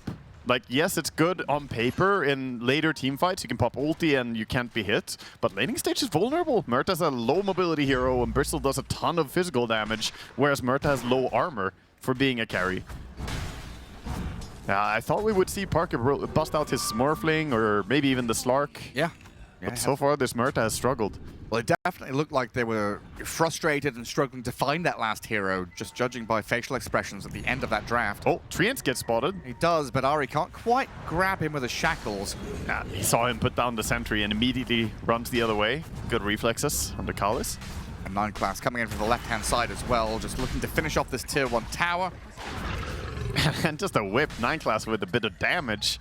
I mean, there's no Vladimirs on 33's Tidehunter. Sure, you have the Tranquils, and he's doing the Tranquil boots abuse disassembling. Actually, now he has face boots, so no more free healing for him. Indiana Jones really hates snakes, and that's what serpent wards are. Whip that Shadow Shaman away from the Ringmaster. Crack the whip and say, not today. So timing-wise, by the way, this Bristleback is going for Guardian Greaves as well. Triple S is going to turn up the pace even more. I think that's really smart itemization with how the game is shaping out. They're going to be the ones who want to do a lot before we head late game and start seeing Cataclysm combos, see Muerta get her items. Yeah, Blink Dagger online as well on the Slardar. And multiple things in the enemy ancients, or the dire ancients, I should say. Somehow I've become part of the Paravision team. Don't mind me. So they sentry blocked the ancient camp. They had that observer ward watching stacks being made. They saw everything that Tundra were doing with, what, 4 heroes at the ancients building up banks. So that means they know that top lane is exposed. They're playing up here to try and find Parker. This is a difficult move they're going for on Tundra. They don't have the Tidehunter quite ready to fight. He could TP in, but he's low mana. Smoke break. 9 class. Funhouse mirror. Deadshot misses. And we can listen into 33 this time. Kind of fucked up, guys. We need to try and stabilize the game somehow and get stacks. Otherwise, I think we'll. Yeah, get some stacks. Otherwise, we'll. Yeah. Yeah, otherwise, Problems. you know, the implication, if we don't get some stuff here, yeah, he's right. They need to protect an area, get some good ancient stacks, and get to critical mass, basically. Get to the point where Murta has her Maelstrom and start dishing out serious damage. He knows the early game should not have gone like this, and he does not feel good. Things have gone awry, and they need to catch up. Something to level the playing field. That's the stacks they've been making. I do like the subtitled listen, by the way. I think that's really cool. Yeah. Nice, nice feature they're trying out. Yeah, being able to hear a captain of 33's caliber as well. You know, what are the plans to try and recover this game, which is very quickly falling out of their grasp. And Paravision. Smoke up. Another attempt. Failed up top, but this time gonna try and smoke to cover the triangle area. Wisdom, of course, spawning in 10 seconds. Such a high-value part of the map for them. Yeah. Get the D wards going. Try and keep this tide covered. Satanic is greedy, man. No, he's not going for it. He's showing his courier as well, so by now he has to back out. If a courier didn't reveal on wave, maybe he would have. He's They still could catch him. Tornado? there with a Tornado Cold Snap combo from the Invoker. That's a good grab from Tundra, dropping the Golem on him too, indicating they want to push through onto this tier 1. He got the last hit with the golem on White. The best hero in the game deserves the best kill in the game. You know, I think sometimes you need the gold over on your carry. You need your mid to get something. I understand it though. He wants to drop the golem and get towers. It's just funny that he happened to get the last hit. I think completely unintentional. Yeah.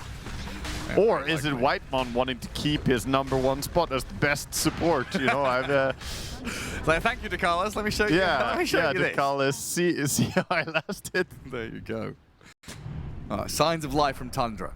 Things plateau a little bit here for Paravision with that 4,000 lead.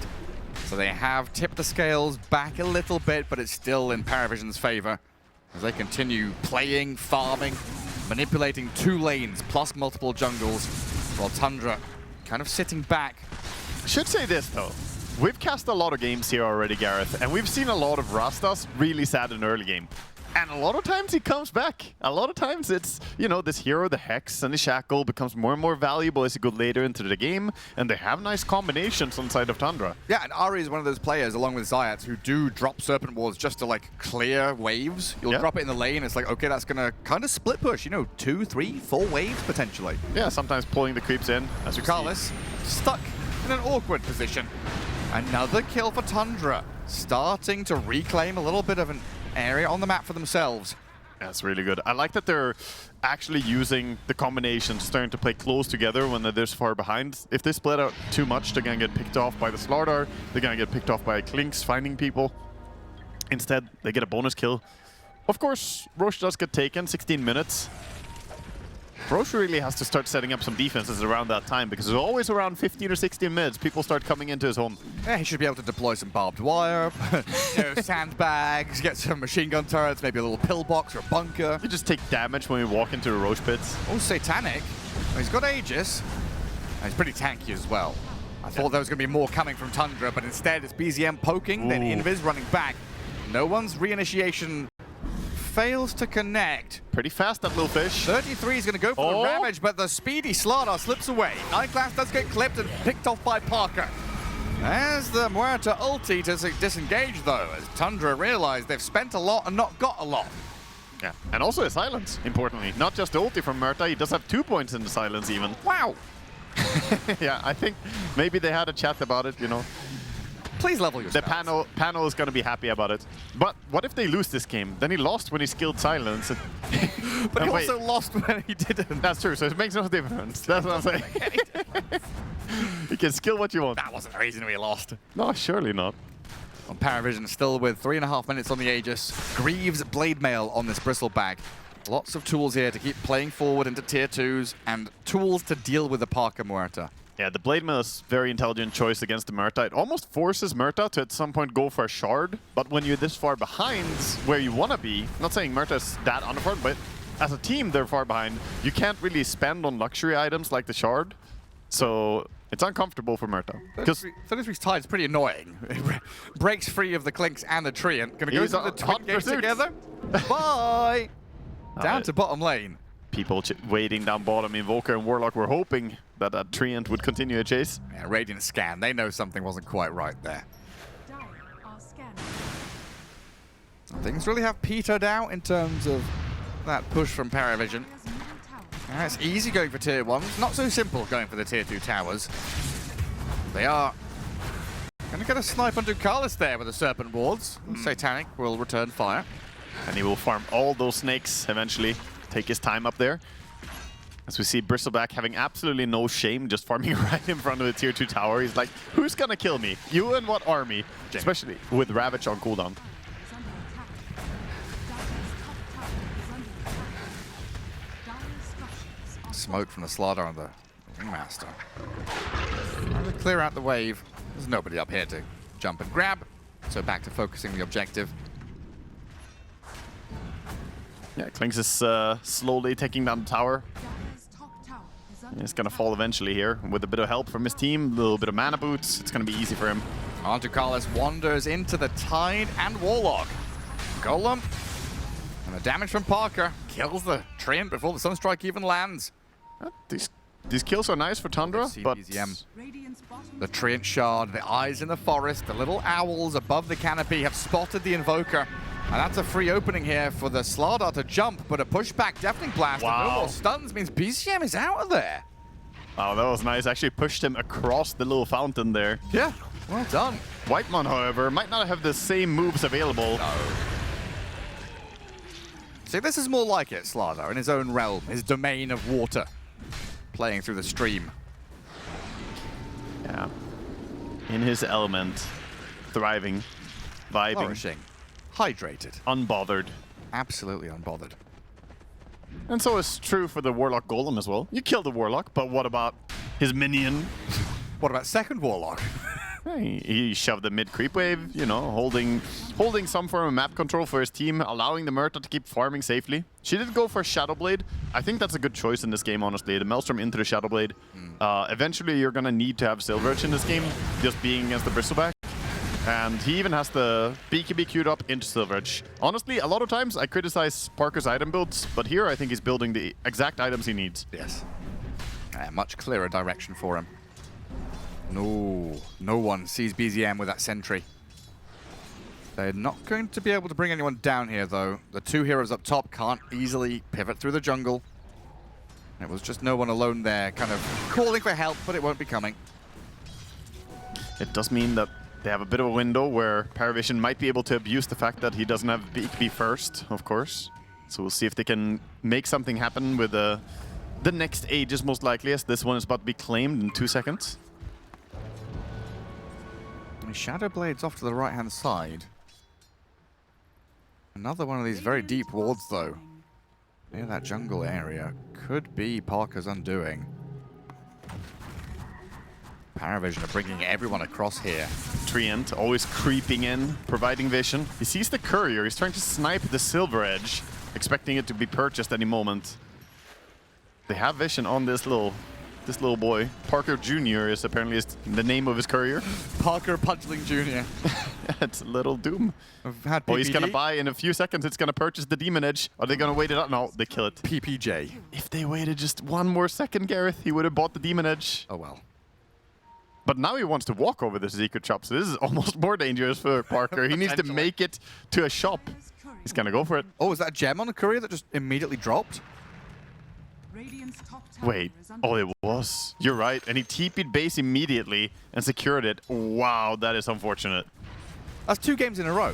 That is so tragic. That's 2 games in a row. Tundra have bought a gem and then immediatally lost it to no one in particular.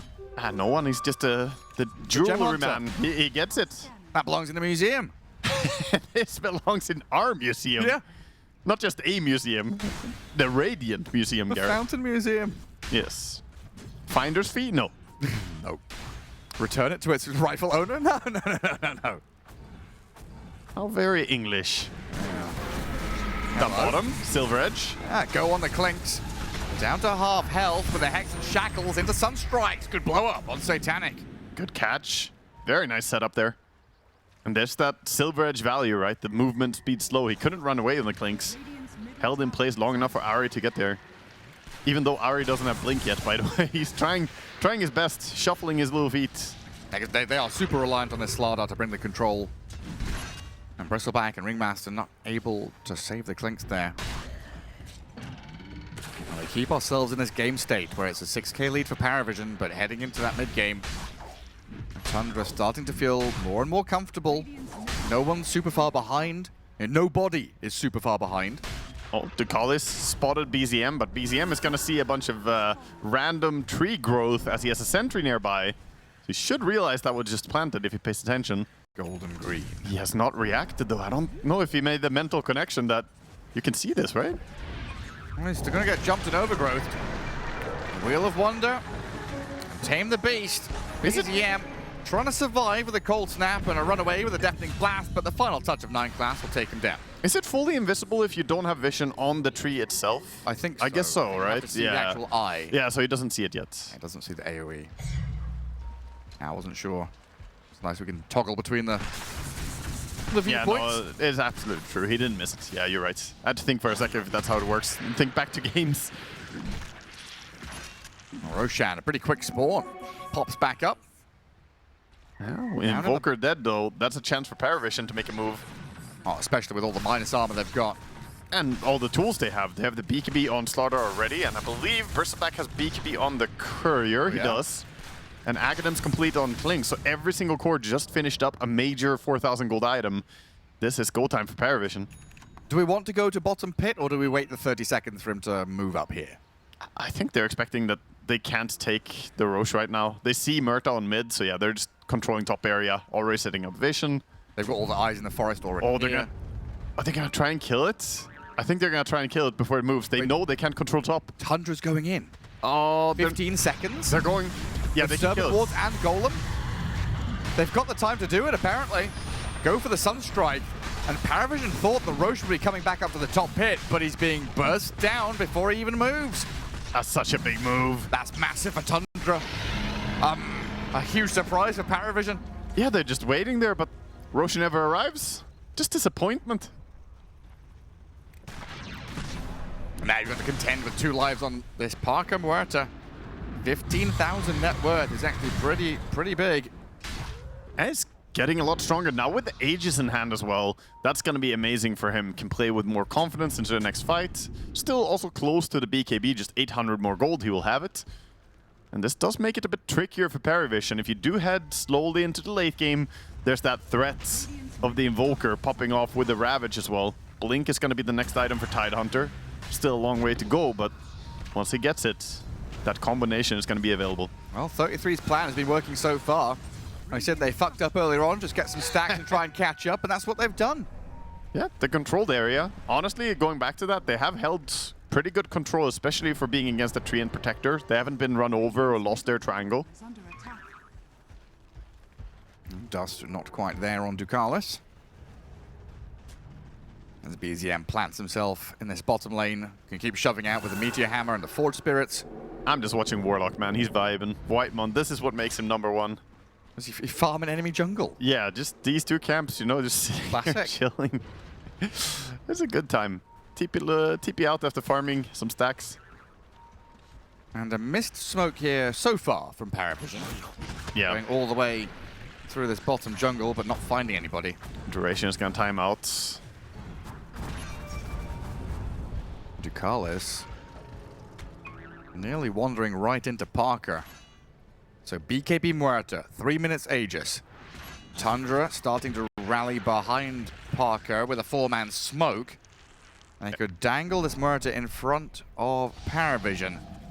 Yeah, they definitely want a big skirmish, and right now you can see Paravision, the way they're splitting on the map, they don't want a big team fight. They know that it could be disastrous for them. If they lose a fight, they're in a horrible spot. Better to just not give a fight at all. Cool little place to be here. I mean, Ari was stepping forward to see if he could smoke break on that high ground. but nobody shows. Triple S is thinking about defending mid, but he respects the Blink Hex into Silver Edge combo. He knows even with a BKB and a Blade Mail, you might not be able to click any of those buttons if RE sees you first. And now you show. You dangle Parker in the front. Tundra acting like an anglerfish. The Muerta, the little light, trying to bait people in, but nobody's biting. Paravision pretty content currently just to wait out this Aegis and farm the side lanes wherever they can. Yeah, it makes a lot of sense. She is gonna go hunting though, with the Silver Edge possibly slowing down the Clinks if she finds him. Doesn't really have anyone with him right now though, but... Dire's top tower is under attack. And Ari. Looks like a quick and easy one over on the Treant. Unfortunately for him, there was a sentry from before. Just a sentry from previous contests over there on the Wisdom. Still kind of crazy though, you know, no one with Triple S. What are they, 4-1-4, 7-1-2? They had these pretty big sprees early on, but it's been a long passage of play where they've not accomplished a whole lot.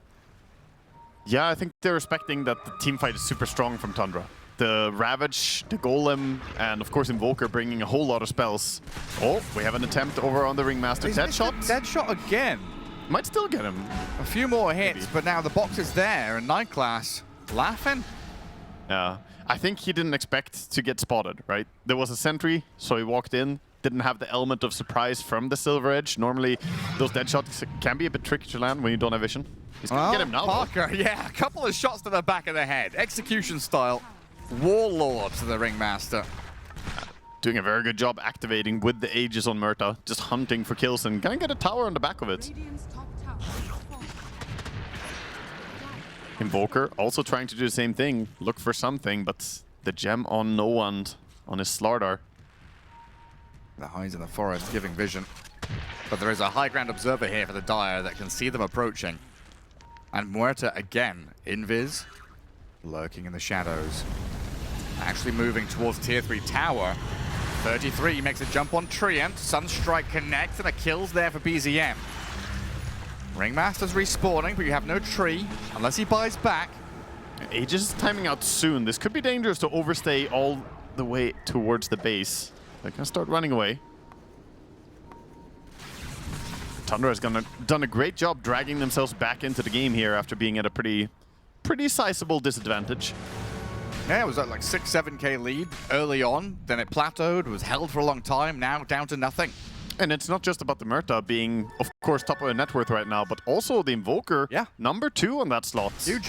Octarine core complete. If he gets Refresher next, it's going to be absolutely insane the amount of damage he will bring. And with the Ravage and the Shackle, you have quite reliable setup for it. And then the 2 sat offlaners. 12,000, 13,000 net worth, a little bit behind the rest. Yeah, Bristleback, I mean, Triple S had 7 kill participation very early on in the game, but hasn't really been able to keep fighting since then. As the game has been so split up, and he doesn't really... Bristle isn't really a pick-off hero. Oh, sorry, I said the 2 offlaners. I was looking at Slardar and Tide. In my head, the Slardar was an offlaner, but he was the mid, wasn't he? Yeah, kind of demoted. The funny things. That's how mid lane feels sometimes, you know, you feel like the offlaner of the olden days. Especially when you're Slardar, you buy Blink, you don't get to play actively continually. Like, okay, well, time to sit back and farm bigger items. Tormentor's gonna get taken. Quick shard over to Warlock. And a fast move through the Twin Gate. You can tell that Tundra have definitely picked up their pace now as well. Feeling good about being able to make moves on the map. Wherever they go, destruction follows.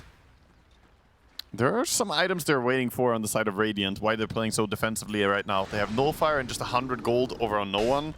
Getting that is going to be really useful for him. Of course, there's a Ghost Scepter on the Invoker, so nice to get through that. Ghost Scepter on the Tidehunter as well. Radiant looking to make a move, coinciding with this. The Hex of the Cataclysm, 33 with a Ravage, and the box was there from 9 class. That's a half HP Bristle who can get his spells off. Parker in the back, Pierce the Veil there, defends against Satanic. Meanwhile, no one goes on Invoker, BZM's in trouble. The Shadow Shaman's fallen while Whitemon's getting pummeled. The Bristle opens up and 3 have fallen. 33, a Ghost Scepter, attempted TP, He's nullified, crushed, bashed around, and killed. Man, they should tip Ducalis right now. What a beauty of an ulti he got there. He waited as long as he could, waited for BKBs to be expanded, waited for all the different tools to get used up. He hid perfectly and got just a 4-man connection, dooming 3 of them. Apparently. He did save the Bristol very nicely. Yeah, both the supports were outstanding in that fight. And What's he doing now? He's... I don't know. Just a whoopee cushioning into the base and out again. I think he was hunting for... I think he was hunting for Parker. Okay. He went in, he dusted. He was hoping to find Parker with the silver edge there. Then he hops out again. I mean, Parker is a very aggressive player, so it wasn't that low chance he would be there. Well, there was a chance. Paravision, after that long period where Tundra were comfortable, now winning a team fight, really resets the playing field. Yeah, here's that nice save. The box was beautiful. But then Treant just held as well. They disengaged on the initial target. Klinks had the high ground, and that ulti, look at them, they're all just stuck. 3 heroes all rooted up. And when your carry has to BKB TP home, sad times for Tundra. Yeah, so all that lead that they clawed back and built kind of gone in an instant. One single big teamfight win is, of course, massive at this stage of the game. So 6k lead now, going the way of Radiant. Fortunately for them, Roshan hadn't quite respawned yet. Now he's up, and Tundra can still get in position to try and contest it. It's 30 seconds until Ravage. Yeah, there's still Parker sneaking around the map, looking for anyone who goes completely alone. He's going to walk under a ward and a sentry, so they see him up top, smoking towards him immediately.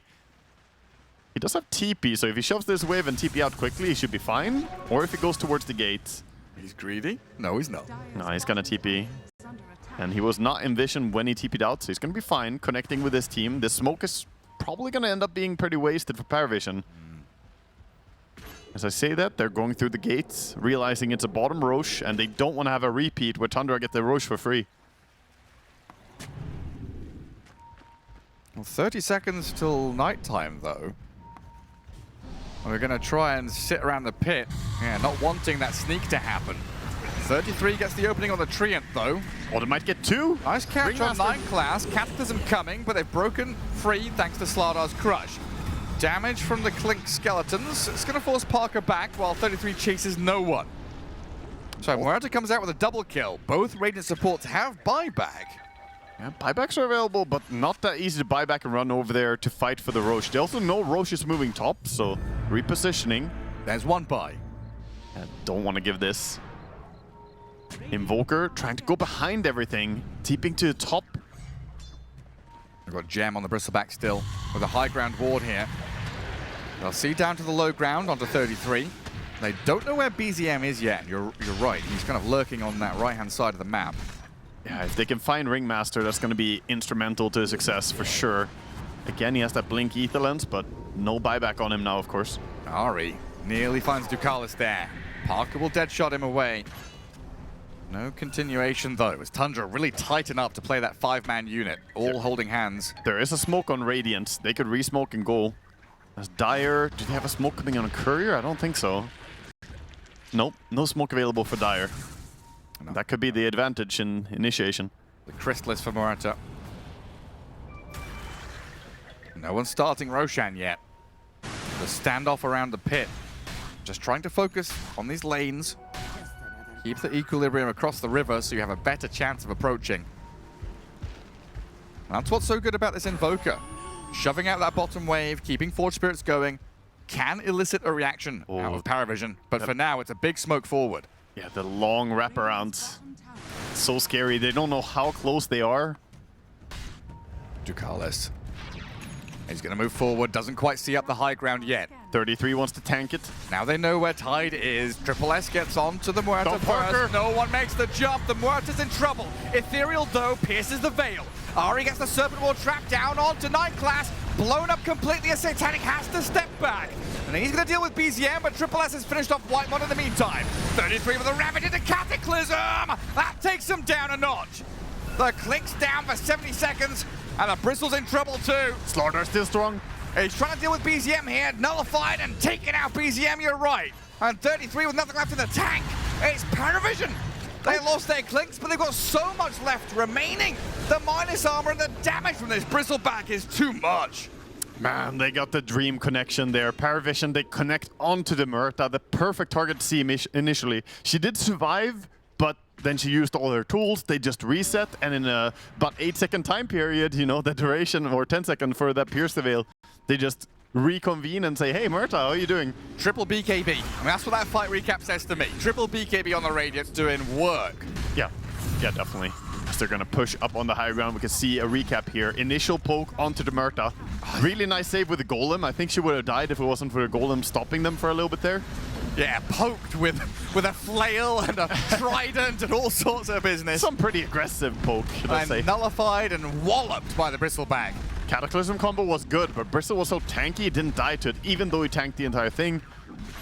And then Slardar, pretty ignored for the fight. He's not the highest DPS hero, but give him enough time of clicking people, he will bring them down. Dire's middle And they back in live, they did get the range racks, but not committing for the melee racks as well, as Roshan is the bigger objective. They want to secure themselves the Aegis. That's what gives them even more impetus to head into the enemy base. Daedalus full Satanic. Yeah, new wave of items as well. We have Assault Cuirass completed over on the Slardar. They saw the Invoker running by. They know he's going towards the gate. Scan. Trying to catch him. Oh, is he gonna be fine? Get through the gate in time. Oh, no! BZM's been found. The Invoker's down 75 seconds now. Oh my, he bought out. All his gold is spent. It's not that he already used buyback, he just doesn't have the gold for it. And from 27% up to 63%, that might even be even more now. Just killed the Invoker. This is a refresher shard Clinks. He's gonna go high ground, drop 1 million skeletons on you. Sure, he has cooldown for 25 right now, but once that is down, I think they're going for the throne. They're definitely gonna get the top lane if you don't defend this with Murta immediately. And, I mean, Murta's got a couple of guns she can sling away, but she's got no boomstick. Can't deal with the army of darkness that's coming her way. Need the boomstick, eh? I like your references, Gareth. Where's Bruce Campbell when you need him? Satanic is straight up onto the tier 3. There's the army. The Necronomicon's been found. Some stop motion skeletons are here. Banging the drums with the bones. Whacking away at the objective. And 20 seconds with no Invoker. Lane gone. Mid lane looks like it's going the same direction. Yeah, more skeletons coming your way. Gotta hold on to the refresher for now. A break in a Lincoln's pop. It's gonna deter the bristleback. He's gonna be completely fine though. As they respawn now on Tundra, the damage is done. Mid and top is completely wiped out. There is a tier 2 tower, so they need to get through that. Could start hijacking the wave. Difficult spot to get out on the map again. They do have Daedalus on Parker, so his DPS is insane. They need to get the jump. But he needs to be allowed to hit, right? The Ravage and Murta's auto attacks need to coincide. Yeah, we need that, you know, Ravage with Cataclysm, Muerta untouched. A DD rune would be great for Parker, but it looks like it's going to be Satanic that gets it, isn't it? Yeah. Refresher Shard clinks with a double damage rune. Yeah. Oh. Bottom wave is shoving slowly. I think Invoker needs to make his way down there and cut the wave or something. If this push comes in, Refresher clinks, they're going to go for the smoke and fight instead. They need to make a play. They're trying to catch them before. Yeah, look. The Slardar is expecting a cut. So he's going down bottom. Maybe they can find someone isolated, but no. Paravision staying pretty close to each other. The only person they could potentially have gone on there was the bristleback, but that seems like that ship has sailed. It's a pretty unexpected move that they will come from this angle, though. They might get the Slardar for free. Look to the east. There's the jump. No, the BKB. Fast BKB. He's still got the speed in him.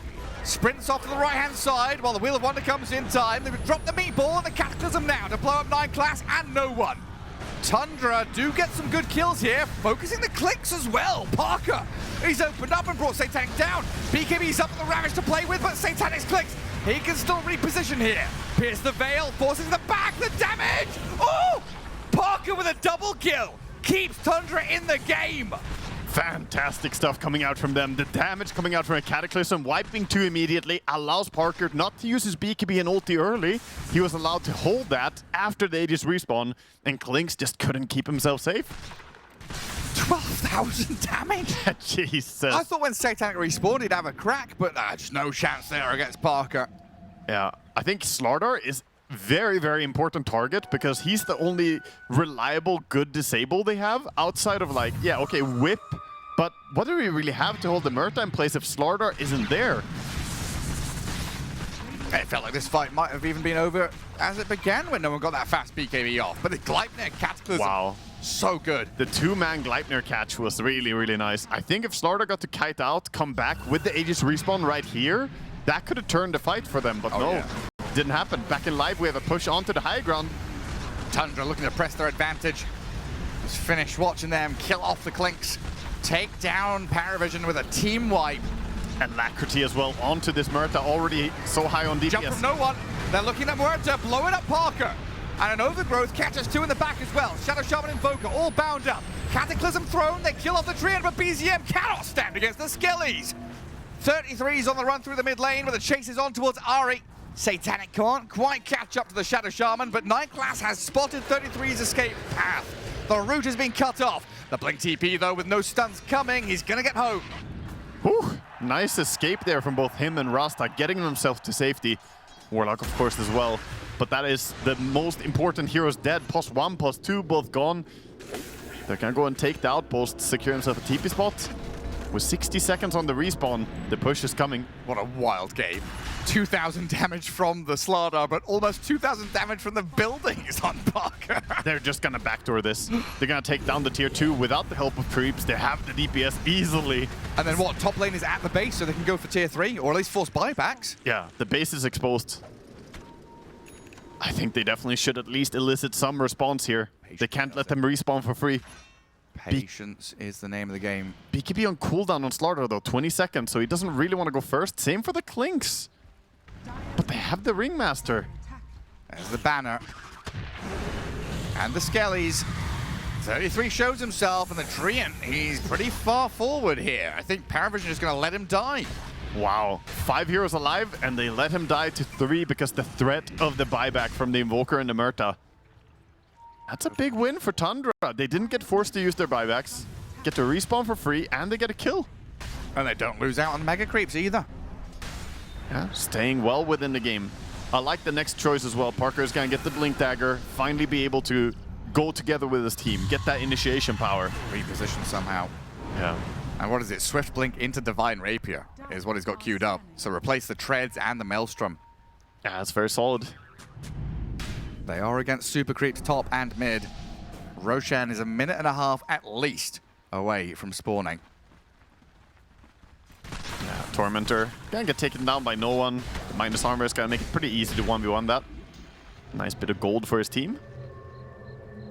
And what are we looking at buyback status right now? We have it on Murta and Invoker, as they neither had to expend theirs, but otherwise pretty low on buybacks for the core heroes.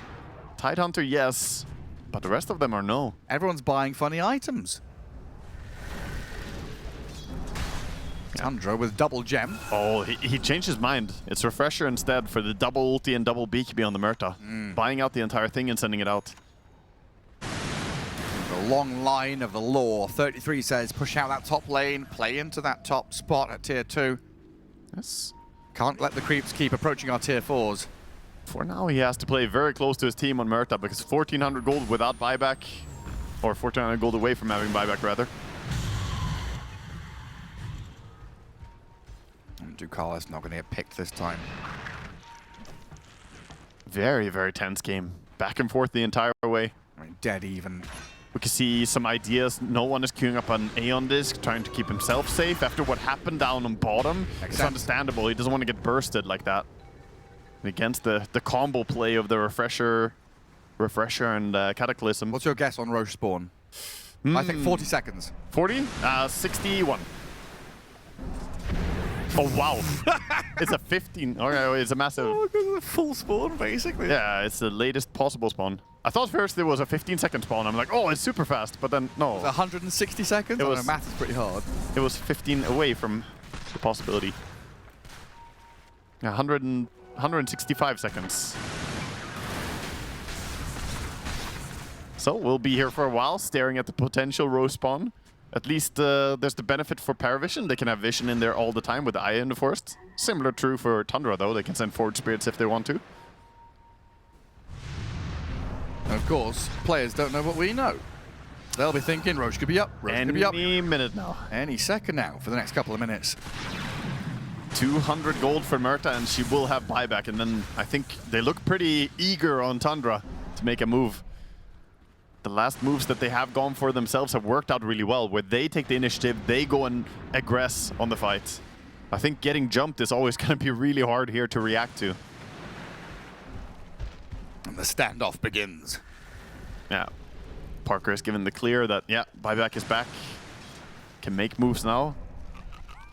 They don't have a smoke on them right now. Smoke is coming on Courier. Warlock sending the smoke over. This is go time for Tundra.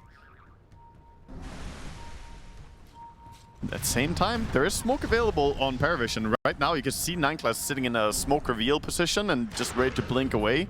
They're trying to catch. They're expecting Tundra to go. And overall, a harder job for Tundra to push the lanes with the super creeps coming in.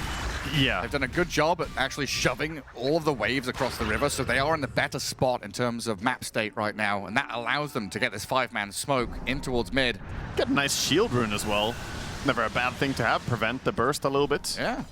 And they're sending in the Forge Spears, just checking if anyone is holding triangle. They do show their location with a tornado, though.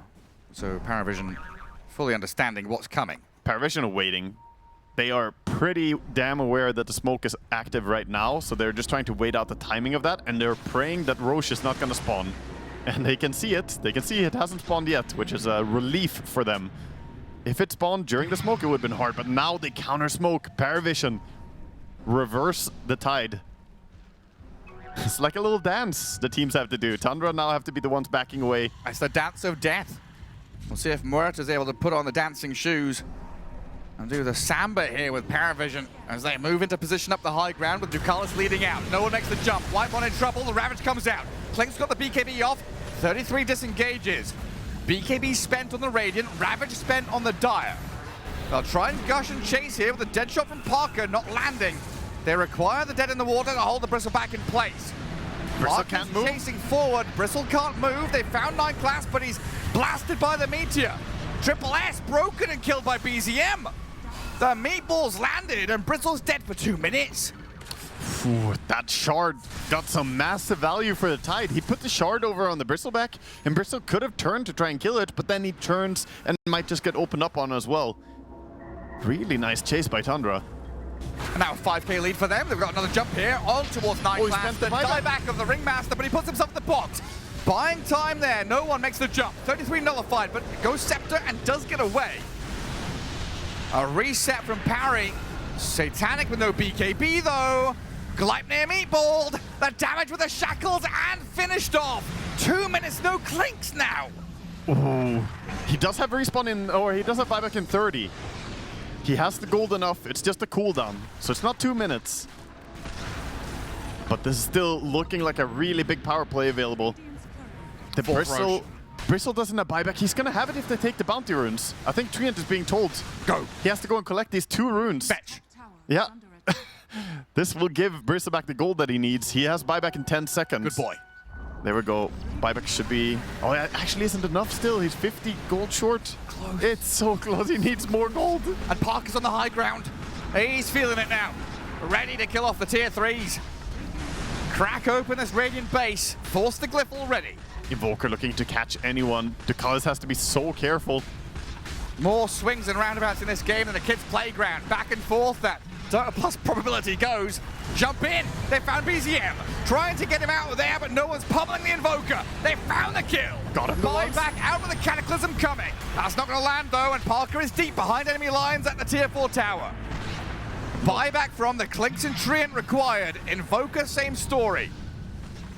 No buy on the Ringmaster available, so still a numbers advantage for Tundra, but I think they will use this to reset. A lot of damage was done. They got 1 lane of racks, back out and take the Roche. Very hard to contest this with Paravision. God, this game is so close. It really is, but we're starting to see and feel the impact of the late game draft that Tundra has. It's starting to come into fruition. All this power of having big combinations, and Murta, who is the be-all, end-all type carry. And with no Ringmaster for 60 seconds, there's no chance here for Paravision to come in, connect with the Roche pit. So that is everything for Parker and the boys. Yeah, tons of items are dropping. Refresher shard as well. Everybody's like, oh, They're scrambling, they're fighting over it. there's goodies everywhere. They got some good options for who they give this to. Honestly, anyone who takes this refresher shard is going to get good value out of it. Obviously, Invoker is building his own refresher, so he might just have one anyway. For now, it's on the Rasta. I'm not sure if he gets to keep it, but it's pretty damn good on him, though. The double snakes when you want to start pushing high ground.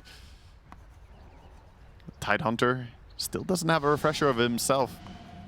Level 25 is just one creep wave away for Tide.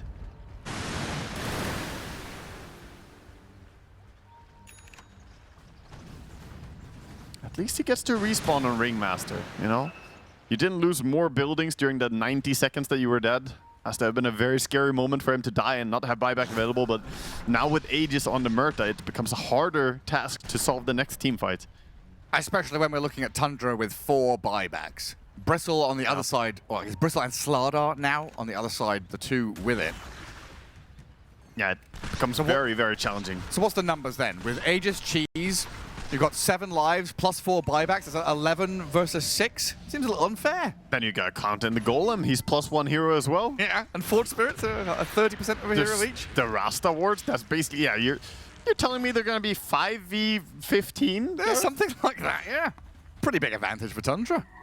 Still being patient, though. They did pass over the Refresh Shard with that level 25, 1 second extra duration talent on the Ravage. He's potentially going to disable people for 6.8 seconds with a perfect overlap. So Ravage is going to be very important to look out for. Got to keep our eyes on the jump, though. We've seen no one have a tremendous time jumping on this Invoker, and that is the one hero that does not have buyback. So BZM's got to sit in the pocket, protect himself. Parker, though, he knows he can pretty freely move to high ground, start blowing up Satanic and no one. Okay. Incredible damage, spends his BKB, pierce the Veil, Eon Disc there from the Ringmaster and the box. Ravage required to deal with 9 class, and they know he's dead for a long time if he falls. Golem dropped on him, every ult placed on him, but he's still alive. Meanwhile, the Murta dies. First life gone. And Paravision, they've lost the Ringmaster, but they've blown up Parker. Triple S, broken now, being destroyed. Has buyback available, but Paravision have lost both supports. That both supports gone. Very difficult to defend now. Bristle is going to commit the buyback. Lynx doesn't even have BKB available. And Parker's going to go for Megas. They want to finish off the buildings. No one jumps on the Tidehunter. Drops to half HP, broken. The Slardar turns to Sashimi. Has to buy back and return to the battlefield in a 3v5. Paravision don't seem like they've got what it takes. The push is continuing. Come.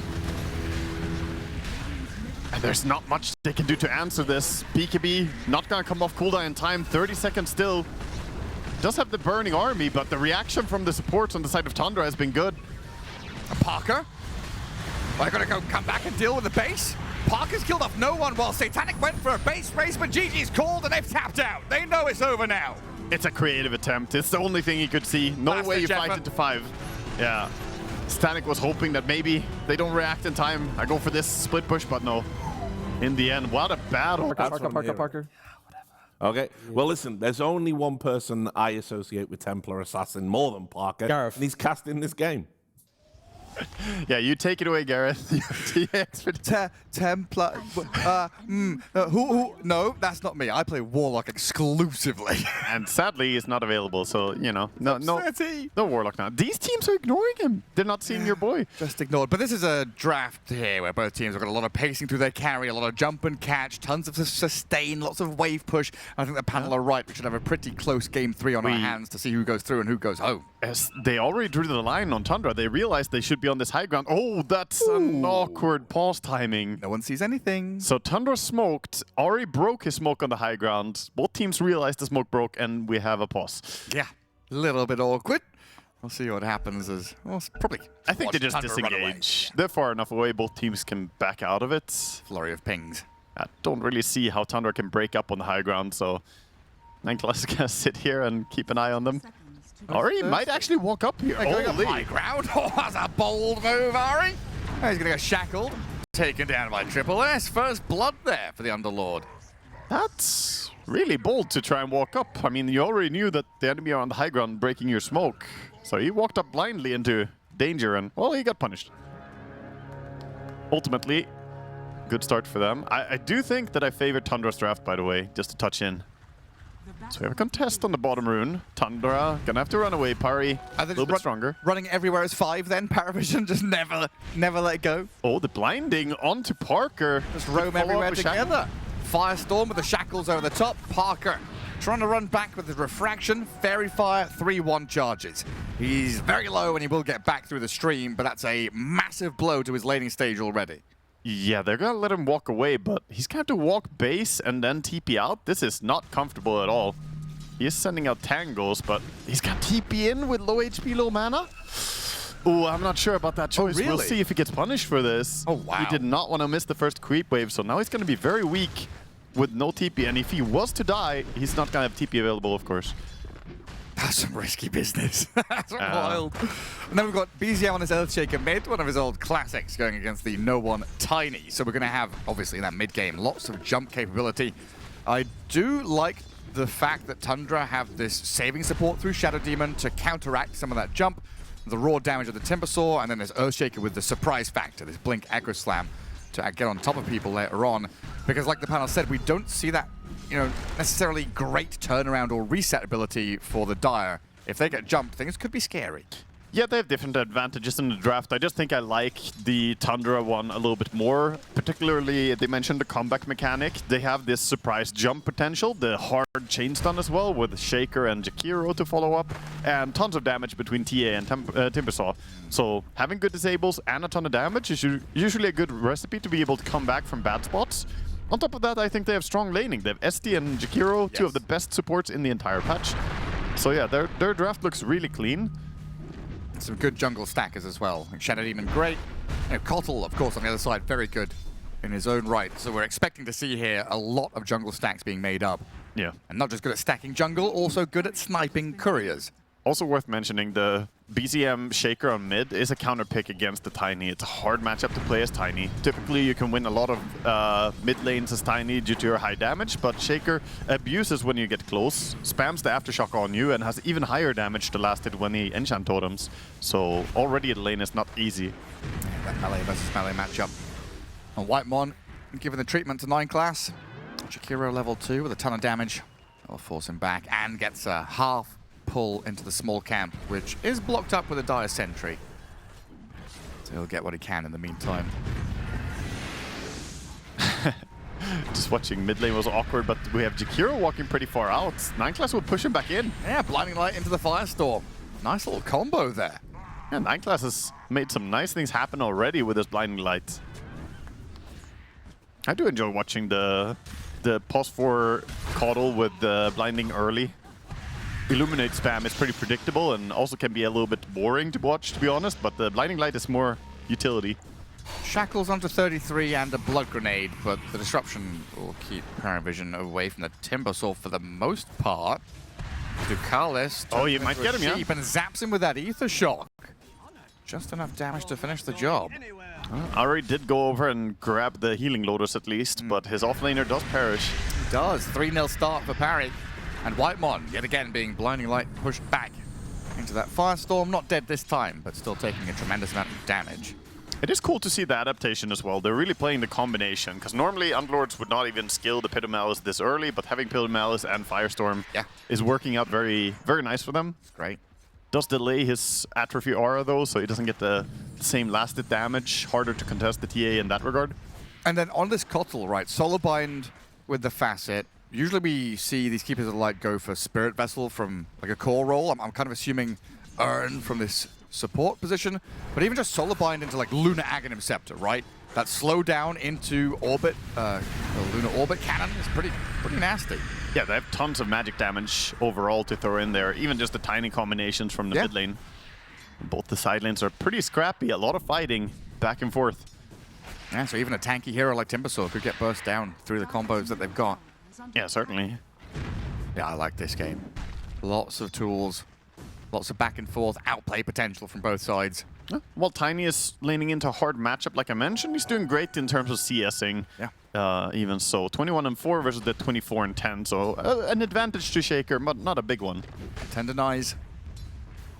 No, it's about to hit level 5. He's perfectly fine in that mid lane. And then up at top, we've lost that Timbersaw already. Ducalis is still out here in the shadows, trying to find a way in behind Ari. And the great thing about this Luna, you know, we talk about it all the time, the fact that you can join the support battle without actually overcommitting your hero. So he can continue fighting 3-3 under his tower, throw some glaives out, while also joining the Shadow Shaman through the Lucent Beam. So they get some good damage on Ari. Yeah, this build, Push them back, while bottom lane, Jakiro, dead again, it's triple S on a killing spree.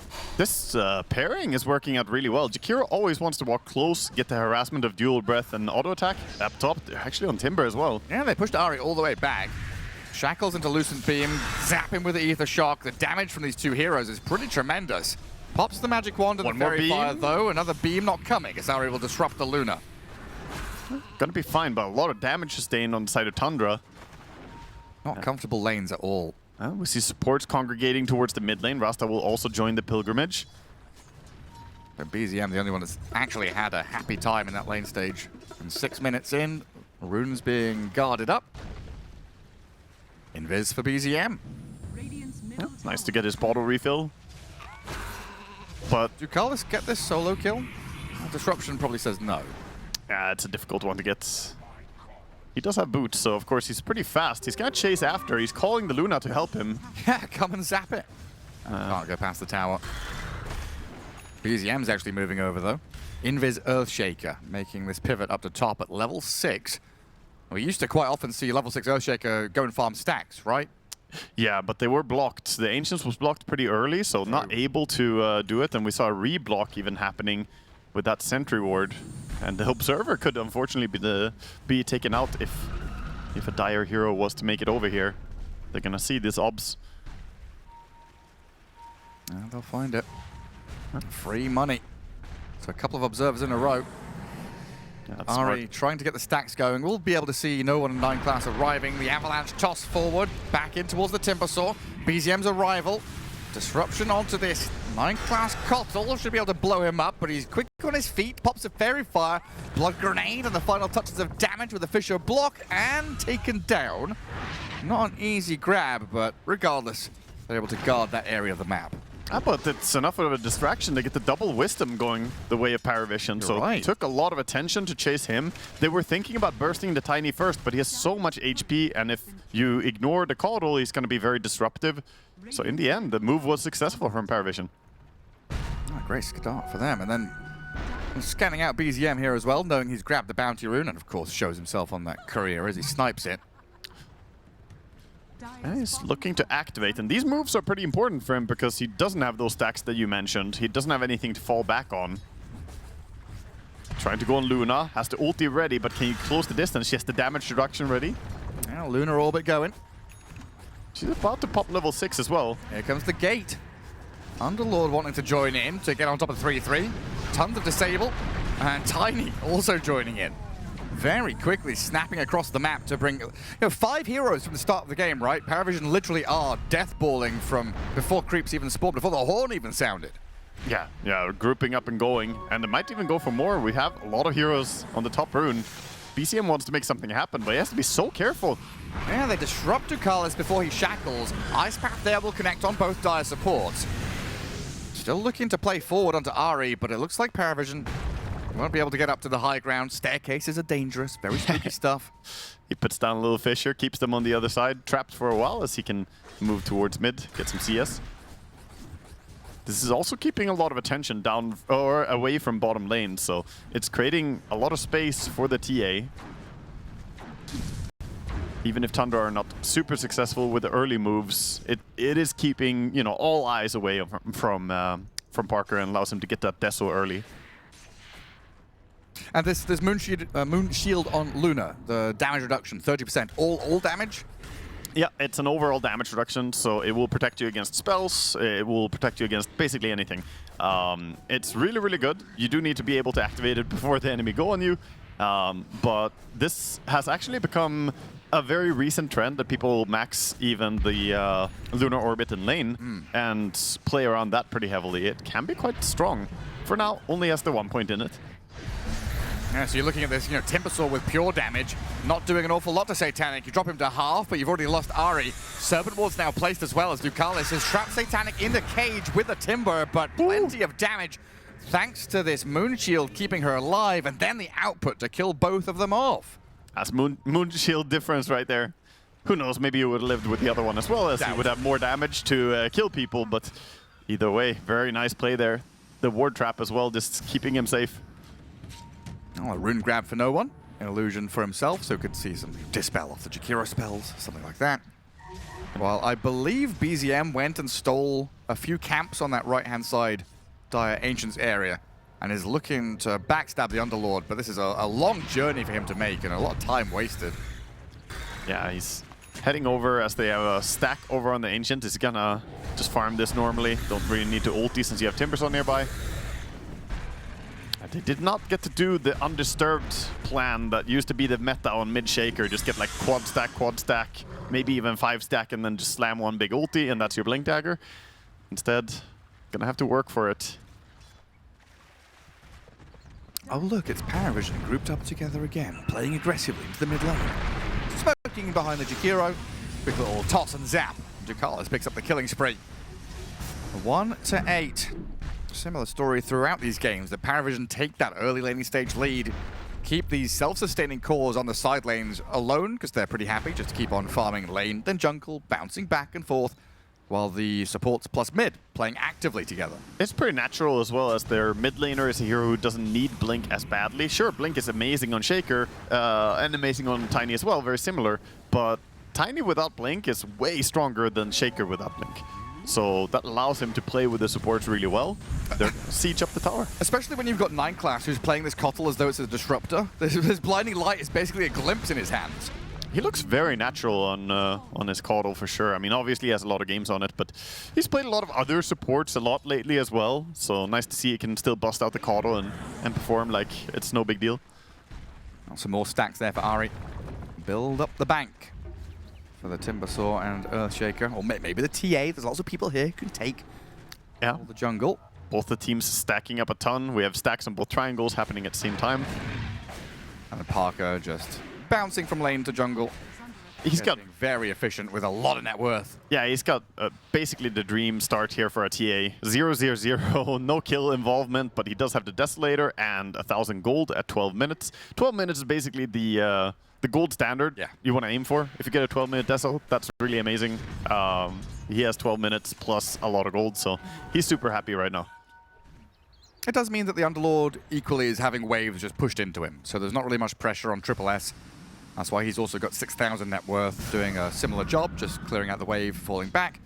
And not too much tower pressure incoming in those side lanes either. It's all focused very much in towards that mid lane, where we see 3 heroes from Paravision sitting on the Tiny. I mean, we have constant aggression happening from the mid and the 2 supports. So again, it's no one that you want to keep your eyes on. He's making the moves right now, orchestrating this together with his 2 supports, looking for wherever Shaker is finishing his blink. Dire scan, doesn't see anybody. They'll spot the stacks, and I think smoke breaks there on the Shadow Shaman. Yeah, that does give away that there's a ward as the Shaker turned immediately. Could maybe have been a little bit more patient, invited the Shaker to step up on the high ground, but he wanted to catch him on the cliff. Unfortunately, that also gave away the smoke break quite early. Looks like Luna's going to take top spot with a net worth, while BZM does actually get found. Fiendskate coming in. Earthshaker, though, with a lot of HP, isn't going to get caught. That was a nice detail right there. The Jakiro got onto the Landlord, ice pathed him, delaying his arrival. Otherwise, there would have been a Pit of Malice holding him in place, and that could have been a kill. So, nicely done. Nice by Jakiro to see this. Whitemon, of course. Right spot, right time. Well, 33 is about to lose his top tower. Not much they can do to stop that. Grabbing the Wisdom Shrine and now evacuating, though, because no one's come back in. A self-disruption from Ari to dodge some spells. Ice Path Macropie is beautiful from Whitemon. Lines it up with a damage reduction on this Luna. She seems invincible. Stands her ground. Helped by the Shackle now, but the TA comes in with a blast of the Meld Strike. Into the fire and the flames. You'll burn down as the Luna. 2 for 2, a third is there. Shadow Shaman falls and the chase is on. And he's got a haste rune out of all runes. Poor no one. Body blocks, Meld Strike, TA TA trap will slow him down. Avalanche and toss back will buy a bit of time. At least no one will know he's bought his blink dagger as he dies. This is such an early timing for the TA to come in with a blink Deso as well, 14 minutes, but that's what happens when you leave her completely undisturbed on her safe lane. Get some kills, go towards the stacks. What a beautiful macro pyre that was. That was just absolutely wonderful damage. Is under attack. I should hire Dragon Force to come and play.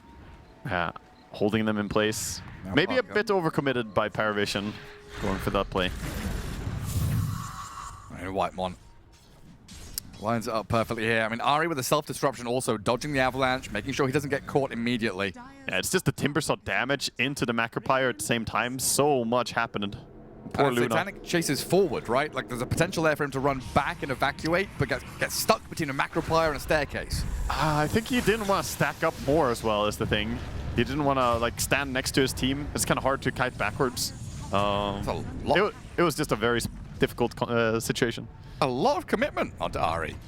The Yeah. Fiend's Gate and the Serpent Wards utilized to kill off the Shadow Demon. Yeah, they bring him down. Maybe they expected it to be more heroes nearby. You'd rather use too many abilities in Dota than too few abilities, that's for sure. That's fair. Radiant's middle tower is Interesting Cast to your see, spells, lads, in the words of Pyrian Flax. Yeah, cast your spells, lads.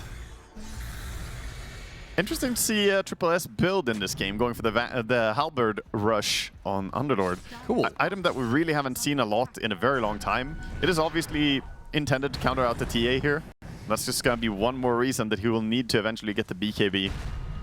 The disarm is quite frustrating. upon a loyal warrior. And Parker just going to sit on the stacks while the rest of the team now feeling a bit more comfortable to make moves of their own. It's a Blink Echo onto the Tiny, but that's only half of his HP gone. Tries to tumble away, but the Demonic Purge is on him. Fire from the Macro Pyre, the Dual Breath on no one. He's going to drop, but BZM has been taken out by the Luna. A nice turnaround. A lot of resources used too. The Shadow Demon ulti, the Shaker ulti. Paravision can now start making moves behind the Luna instead. Parker desperately trying to finish off these Ancients before they arrive. Luna will give vision with the illusions. Oh, they don't have snakes yet. Otherwise, maybe they would think about trying to take Roche before TA gets a chance to take it, because we're at that 17-minute mark. Roche is like, why am I still alive, guys? You know, it's been a lot of games where Roche gets taken around this time. Oh, thank goodness there's no Ursa in this game. Yeah. Even without it, though. The TA with the Deso, Jakiro, Rasta even. There are a lot of good heroes for taking Roche early if you want to. But this really is the fun part of the game now, where everyone's vying for control, looking to take large parts of the map, looking for traction that they can actually pivot from. Blink daggers galore, lots of ways to jump, lots of damage to burst people down, and a starting move with Disruption into Ice Path is a quick takedown on 9 class. I mean, it's stylish, but I have to be a pet peeve here and say he killed the Coddle by double sideblading, but now he missed 2 damage on his Desolator. He never hit him. Oh no. You know, you got to get those permanent scaling stacks. You do. Number go up. Yeah, but he didn't have to go that close. Easy for us to say, you know, just go up and hit him, but could have been a lot of heroes behind him. All the ultis were available for Paravision, so staying safe, staying far and distant. Whitemon, you good? He sees everything. Top tower has He's just chilling in there. For now, he's good. Unless Ducalis takes a few steps to the left. Uh-oh. Hello. Sneaky you are. Reward. Thank you very much. Okay. Serpent mean- Wards and Fiend's Gate again for a support. I mean, if you're Triple S, you're happily just taking the free food. You come in, get a kill, get some CS here, and then you can go through the gate again if you want to. But now they don't have snakes for Roche again. They don't. Is that not a problem? It would be nice to have the snakes, but I think it's fine to just keep making these moves. A kill's a kill. Yeah. Demonic Purge bottom though. They knew this Underlord was going to come back down south. Ari started it, but it might be Ducalis and Satanic that finish it as they leave the Shadow Demon isolated to die. Tundra have bailed on him, and they've got a toss-back initiation from no one on 3-3. Ducalis has to chain. blink. For the distance, trapped in the trees somewhat, going for the TP home, but they've got a Pit of Malice, a few more stuns to come his way with the Eclipse and the damage. They'll take the Timber Saw out of the game. Wow. 33. Yeah, I mean, you can see it. Paravision, they're not pulling any punches. Throw the Luna ulti on that as well. Just make sure that dead is dead, and that's typically a pretty successful way of playing Dota. Especially, again, this period of the game, right? It's Roshi Tormi time. Yeah, and they're building a lot of lead, winning fight after fight. Right now, they need a big Echo Slam somewhere on the side of Tundra. Looking at top, there's a big wave there, but no heroes emerging. Yeah, baiting with TA could be successful. Very dangerous to let her go first and bait, but Parker is a juicy target. Never mind the hero, the player himself. Although we did see in the previous game, you tip Parker and suddenly the game swings against you. Do not upset this boy. yeah, they want to go on him, but also want to hold their position. Tormentor's up, obviously. Is under attack. And Lord has ulti now. He can TP in. He has Aghanim Scepter. He's going to have the Pit of Malice when he TPs in. Oh, that's going to be big. Watch out for the AoE denial. Also a lot of traps here, providing some amazing vision. Slowly, slowly. Radiant are creeping up on this area. And without a smoke, I don't think Paravision want to stick around. They say, you know what? Torm is not worth dying for. They back out. And Parker can finish it off so quickly with a couple of melds. It's also a part where they were really close to key items. That BKB now coming out for Luna, so it finishes just now. A little bit too late simply for the Torment fight. And Ari gets the shard. That's a big one. Yeah, it's a really nice one to have, honestly. The defensive shards, not gonna be bad. Can also get rid of the mischance. If you put down TA, won't be blinded by the Coddle. Yeah, remove a bunch of the Coddle stuff. Yeah. Yeah, the bind in particular. Smoke wraparound from Paravision, though. Using the information that they were just to the Tormentor, looking for an opening onto Tundra. No one with Ducalis. Get a jump in onto this Earthshaker. BZM getting blasted. 5 members of Paravision just come out of the woodwork. All of a sudden, the trees are moving. Very nicely done. Using the global ganking potential they have. Is under attack. And this is the danger. Like, both teams have really good pickoff lineups. So whenever you start splitting up and going alone, you might get punished quickly. And this time, they're going to move towards Roche for it.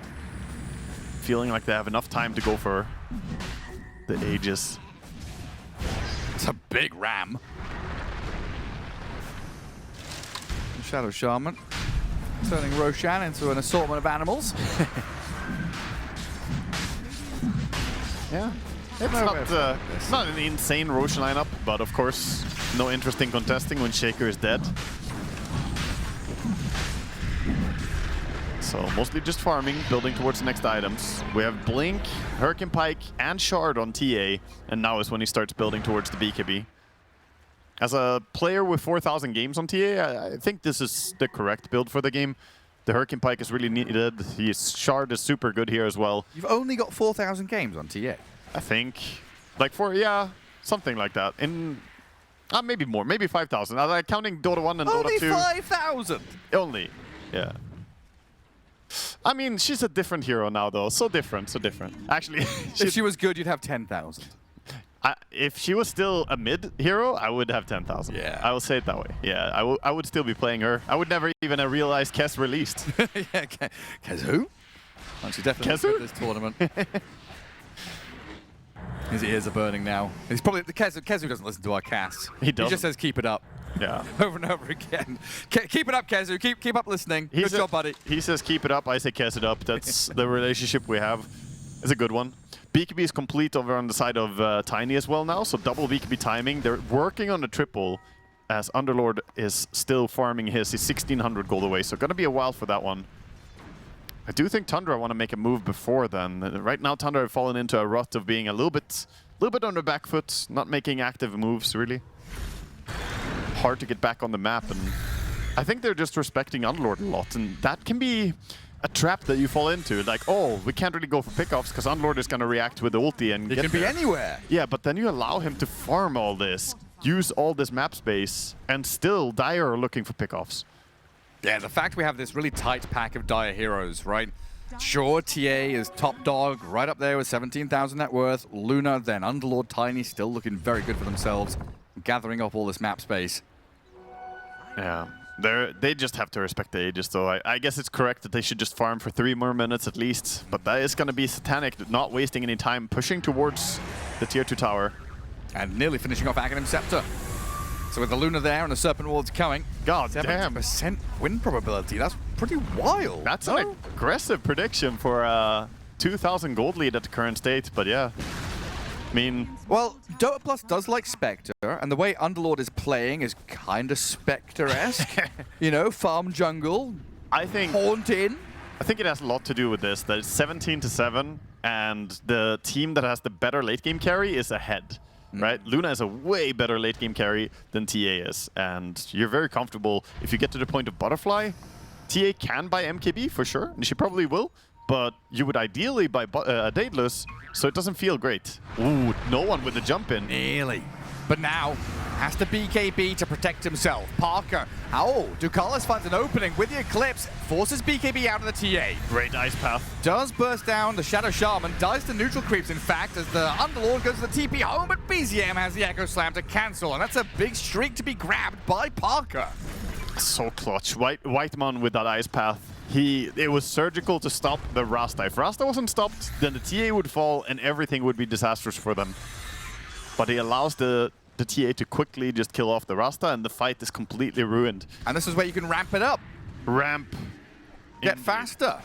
Play across the map, play as 5, get on objectives. So far, it's been a very farm-heavy game from Parker. Yes, they're looking to take out the mid tower. Just wait out the glyph.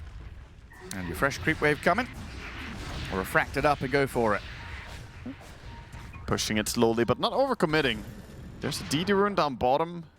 Dire's middle tower is Doesn't look like they want to go and check it right now. Still respecting the potential defense coming out from an Aegis on the Luna. I'm a little bit surprised they didn't finish that tower. Or look for the bottom rune either. Yeah, they didn't even take a little look at it. They all backed out very respectful of a potential smoke up, but there were still heroes dead. Cooldown on the Eclipse, cooldown on Underlord ulti. Maybe a bit too cautious on Tundra, but playing it safe.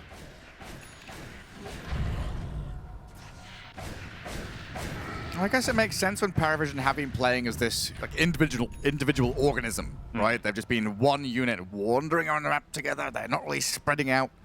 That's true. So whenever you have a feeling or a vibe, you get to read there's one hero here, you're probably expecting them all to be here. Like right now, the scan, Radiant no. There was a hero in that bottom right-hand corner. That's full evacuation time. Exactly. Shaker not gonna show himself on mid. He does find that DD rune eventually. 27 minutes, it was still there. And a clash in the bottom jungle brewing. The two storm fronts approaching each other. TA with a Crystallis and BKB now. Vision Trying onto to no join up one. the team. Tundra sees this coming. BZM smoke breaks. D-ward from 9 class, but a Fissure opening there. Ducalis looking to turn and save with a good gate and Eclipse. No one jumps in with a toss into the air. They'll try and catch with BZM jumping in, but he doesn't really land on anything. 9 class dies, traded for BZM. Paravision retreating now and backing up. Parker, though, does come in with a few slaps onto Triple S, but that's not really going to do too much to build Underlord. Yeah, 1-for-1, but a lot of the damage output is gone for Paravision, so continuing the fight is dangerous. When Luna has this hybrid build, the Aghanim Scepter, she doesn't have that great damage until the Butterfly comes in. So gonna have to respect it a bit. Still get the better end of the trade, getting the Shaker, and of course not losing a fight into a double damage Shaker. That could have been a very precarious fight otherwise if they didn't see him first. Still going to hurt for BZM dying like that. Yeah, BCM is having a pretty quiet game, I want to say. He didn't get to farm that super big Shaker blink timing with stacks early on. It was prevented. Then he tried to make moves. A lot of them were thwarted as well. It's 2, 3, and 5 right now, least farmed of the course. But there's still comeback potential for a Shaker at any given point. Dire are scattered. Oh, no one. He's already spent his blink. Whitemon tried with an ice path. Good Parker Fissure. with a trap. Fissure is good, and a BKB TP. It's close. He is going for an armor build though, so he's pretty tanky. Meanwhile, Ducalis has an opening top lane on the Timbersaw. Tons of disables here through the Shadow Shaman, and there's Satanic with his damage. Nice catch. Nice catch for them. Unfortunately, not able to replicate the same thing on Tundra.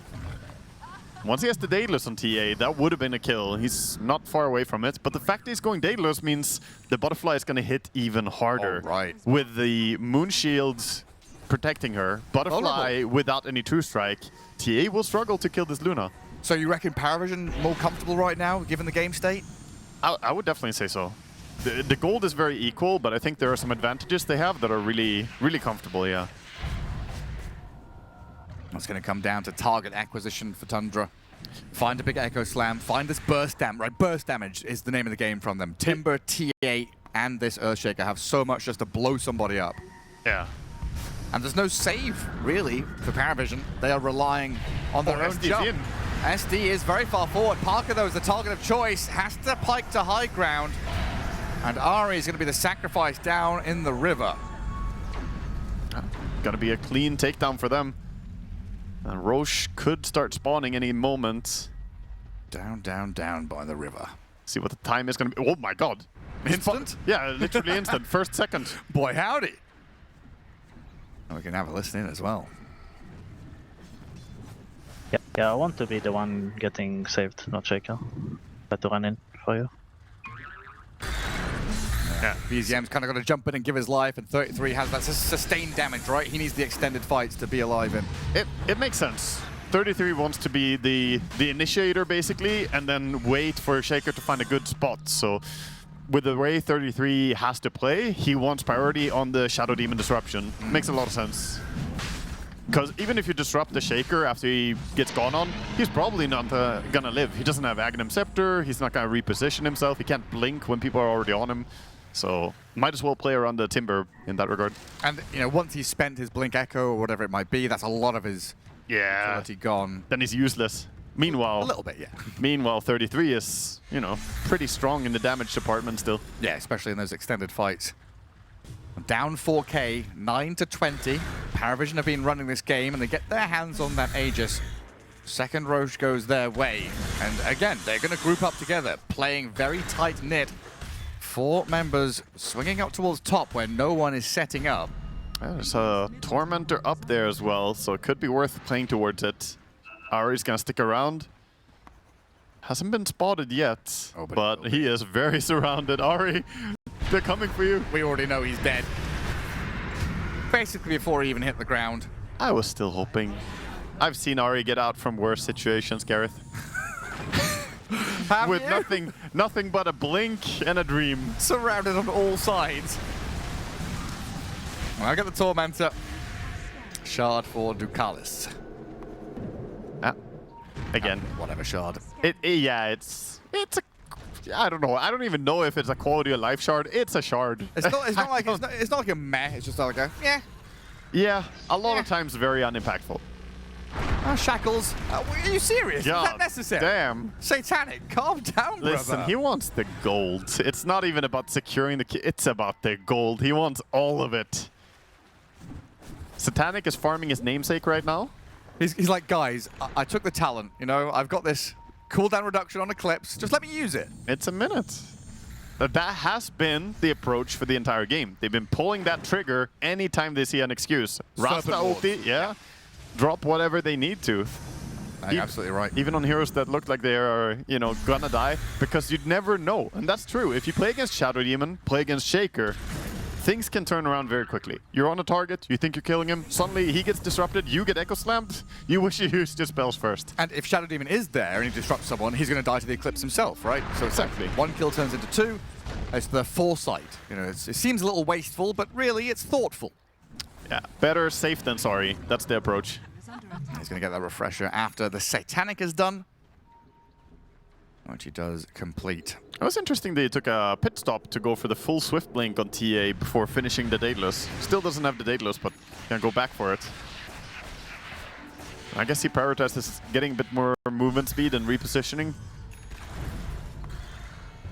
When's the timing, though, for Tundra? Because usually with a TA team, you want these Roshans, you want to be able to step forward, press into these objectives, get across the map, use the TA traps to scout out and start out fights. Their timing is going to be when Aegis is down. In 2 minutes from now, they need to fight. They don't want to go late game, but they can't force the issue because yet again, there's an Aegis. Yeah. So these Roche takes have really been impactful, allowing Paravision to kind of safely cruise toward a later state of the game. And it's not even like Paravision have done it in a very passive manner. They've been super active across the map, looking for stuff all the time. Big credit to how they have utilized their Underlord in this game. He's 6, 1, and 8. His ultis have been very disruptive for the team fights as well. And that sequence of Ducalis, 9 class, and no one just going for continual ganks, right? Smoking his 3 and finding openings. That's Giving them all of this space. That's not how you want to use your first BKB. 9-second duration used for just a Nightfall move. The TP out. That's rough. Yeah, it's not super important though. He can still fight even if he doesn't have BKB on Shaker. They could still make a move, and ultimately, there's still 1 minute on that Aegis timer, so better they lives than taking the risk of dying. And if you ever want to TP out, you have to BKB, or the Unlord will ulti on you. Satanic's vacuuming up a lot of this farm. Yeah, he's getting absurdly farmed. He's going for a refresher next, so committing a little bit more than just hybrid here, making sure he gets the double ulti, double BKB, double Satanic, I guess, as well. Yeah, into the spellcasting build. Yeah, doubt there's going to be more than that, but it's just getting value out of it. And starting to press towards high ground. 20 seconds left on the Aegis. Awkward timing to go high ground because the Aegis is going to disappear for him. I've got a banner and some Serpent Wards, so they don't necessarily need to commit anything. Just proxy push with your Creep Wave and your Serpent Wards. Yeah, this is a softening push. I don't think they're committing to high ground at all, but if they can get the tower for free, that's amazing. If they get some damage, that's also fine. They do have the banner, so this push is going to work out. Yeah, Tundra have Glyph. Yeah, I'm not going to spend it on the tier 3. Yeah, since it only resets when you lose your melee racks anyway, might as well hold on to a Glyph for racks. That's very nice by them. Right. Now they've set up. There's this general thing where when you play Luna, if there's no tower, you push insanely fast. So win a single fight now, you get up on that high ground, the racks are gonna die immediately. If Luna is allowed to siege up when the tower is gone, she always gets the racks. Like 99% of the time, racks will fall. Especially if you can go and finish off that tier 2 top as well and have openings onto all 3 lanes. But without the Aegis, they don't feel bold enough to continue. They do that 1 strike. And that's the full refresher coming out for Luna. And queued up next, Ag's Blessing and Swift Blink. They have some absurd damage amp as well with the Solar Bind and the Shivas. these Luna ultis, they can really hit like an orbital strike. Especially if you can like use it pre-BKB on a Shackled or Hex target or post-BKB. Yeah. You know, Parker has already spent it. Yeah, and they have a nice aura situation as well. How's the aura looking for Radiant? Because we have Atrophy aura, Assault Cuirass, Crimson, we have Shivas, really strong auras on the side of Dire, but on Radiant, there's Nothing to be hurt. There's Not there's BKBs. not a single aura. Yeah, I mean, I'm not saying I'm too surprised. It's a Timbersaw. He's not really an aura hero the way Unlord is. But that is something to consider when you don't have AC, don't have Shivas, and the opposing team have all these tools. It can make it really hard to team fight. I got a bunch of Lotuses. Enough Lotuses to just drop and leave one on the floor, apparently. I think already that if Parker is not allowed to have a free shooting range, they will basically lose any team fight. Because Shaker is so underfarmed. He doesn't have Octarine and Refresher and all the stuff that he kind of wants at this stage of the game. That basically shutting down TA is a win condition right now for Paravision. Protect Parker. Name of the game. Smoke into smoke. Paravision in position on the high ground, have been scanned. Sending Lunar Illusions just to shove the wave. But this is Tundra with a minor bit of information advantage over them. Yeah, But the thing is, Paravision now have completely readjusted and gone down bottom. Yeah, they wanted to make something happen before the next Aegis comes, but the smoke onto the high ground, I talked about it, how if Luna gets up here, could be dangerous. I don't see BCM this sees one them. coming. Now they understand with Serpent Wards dropped that they have arrived. Okay, they're just chilling. Drop the snakes and run away. Does anybody want to come and kill the Serpent Wards? It's a bit scary to go hit the wards because you don't know if Luna is hanging around to drop an ulti on you, or 2 ultis for that matter. But yeah, range racks. Back in. Such low committal pushing style here by Paravision. They open the tier 3 for free. They get the racks for free. Of course, it's just range racks, which in the eyes of pro players, it's kind of whatever. You don't really feel too bad if it falls. It's a minor inconvenience, but melee racks is what you really care about. And another pretty quick rotary spawn. I didn't catch what the start of the timer was, but it feels like it was 30 seconds or something, and now he's back up alive. Yeah, that was super fast. Of course, Radiant do know that it's alive. Parker has the bash talent ready. That's a big one. Could be big, yeah, for going on something like Shadow Shaman before he can glimmer and get away. As long as he doesn't go on the Luna and miss his attack. Yep. He does have MKB at least. He added that in, so he has a chance to hit. But let me tell you by experience, if Meld can miss, it's gonna miss. Yeah. So don't trust that MKB. It's fake law. news. Something can go wrong, it will go wrong. Oh, they're starting it.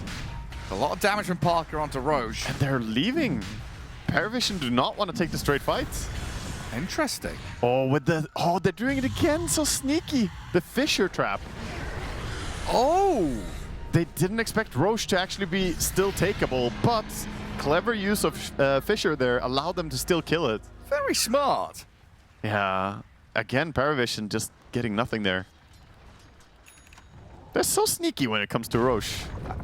And Timber with the Aegis. So the plan from 33 was the front line, get in there. Yeah, because this is very reminiscent of what we saw in the previous series, or previous game in series with the Murta, where they just took the Roche quickly before it moved. Yeah. So now the job from the Timbersaw is going to be open the eyes of Parker, make sure he can see exactly where these targets are, allow him to get that jump on people. Yeah, and the story in that game we saw before was that there was a big shift in power when you got the Aegis already swinging the other way. Of course, Refresher Shard, gonna be a very nice addition as well. Oh, Paravision miss a trick. 11k ahead, but down in Aegis. Yeah, awkward because this was probably going to be the, solidify the game, end the game kind of Refresher Shard on the Rasta, drop double snakes, push high ground. Now they have to keep back, work again. Especially when everyone's buying out. Everybody's buying all these massive items. Looking at only 3 heroes with buyback currently because, tons of stuff being built up. On Dire, pretty comfortable to play without buyback still. Even though TA has crazy damage, there is tier 2 tower on every single lane. So it's very hard to lose your entire base or lose the game. You will have multiple sets of glyph. Whereas Tundra, they basically have to have buyback already, I think. Otherwise, mid and bottom is going to be dangerous. We can listen into the players a bit. And maybe we can burst, guys, because they're gonna think it's bot, right? They don't know how fast it is. We should look to burst it, maybe even on the last 20 seconds. Right? It's their Roche, we have ST. Clever. Be fucking easy. Maybe we wait 20 seconds and then go in. There we go. Even pre-planned. It wasn't a spur of the moment thing. Yeah. That was all ahead of time. Yeah, they planned to do it as late as possible, knowing that Paravision would make that move down bottom to set up control, so very nicely anticipated there by 33 and the squad. And of course, he's talking about the Roshan there that they took a few minutes ago. Paravision come in to go grab the Tormentor. Okay. Arrival of the Tundra Cavalry, though, as Parker is jumping, scouting, makes the move onto no one. Eclipse forces the Parker BKB in a hard reset from Parry there. They're TPing out with a Luna. Tiny, Kotl, both disengage as well. Tiny doesn't have TP sitting in the tree line, hoping they don't realize, and indeed, they do seem to be leaving the area. Dire are scanning. He scans to make sure it's safe, and then he goes through the gates. Oh, 33 doesn't have a cancel, so it cannot hold him in place. Gleipnir was used, but it does not stop you from going through the gate. Yeah, off you pop. I feel like it should. I feel like Root should stop the gate usage, but, I guess it's not that type of TP. Still kind of crazy how Parker feels bold enough just to go up that high ground, blink into the middle of potentially 5 heroes and say hello. Anyone home? It was a very good read. They all read that, okay, they're on the Tormentor, and right after you take Tormentor, you typically want to reposition. Yeah. So they just knew that they were going to leave. He bolts in there. Is under attack. But yeah, Parker, that's been one of his strengths for sure, that he's generally pretty fearless when it comes to executions in mid and late game. He's a player who's willing to take risks. That's what they need here. Down 12k, getting that Aegis, putting him in a position now where they can frontline with a Timbersaw, push out all these tier 2 towers, maybe crack open a bit of map for themselves, while Paravision, for the first time this game really, on the back foot. They've been running at Tundra, now they're the ones being run at. 33 just wanders straight on in, but he's going to get tossed back into the Shadow Shaman. Oh, he got the Aghanims out though. Can't burst him. Cape up, and you're right, you can't burst this Timbersaw, so he's perfectly fine. Fiend's Gate is out, the Eclipse on the Whitemon, bursting Jakiro down. Ducalis and no one trying to find a bonus target here as 33 in the back. He's onto Satanic. This Aegis Timbersaw, he's got a couple of lives, but he's being left high and dry by his team. Yeah, he's gonna fall again. I think there's little chance to get away. BKB maybe can get it. Yeah, Nope. got the pit, got the shackles.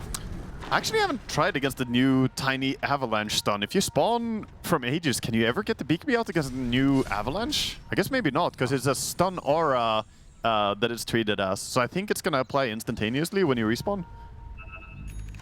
Because that's what happened there. You respawned and avalanche was on him, and he could not BKB. So it's like one of those disruption into Marana arrow kind of deals. Yeah, exactly. Completely instantaneous thing.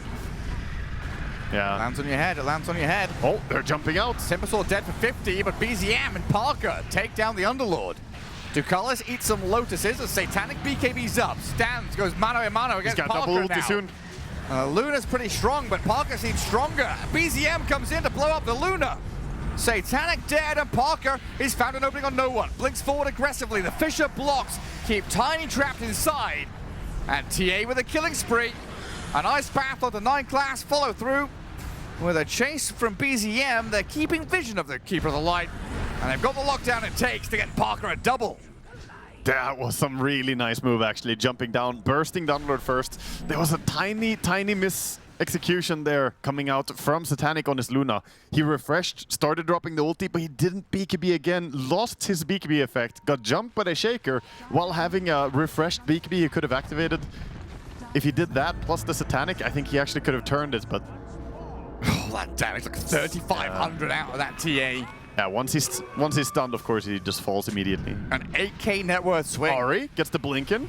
Is jumping into base. Disruption starts on 9 class. Buyback from the Tiny now in reaction. Timbersaw's on top of this Kotl, and so is Parker. Ooh, that's Coddle dead with no buyback. 90 seconds.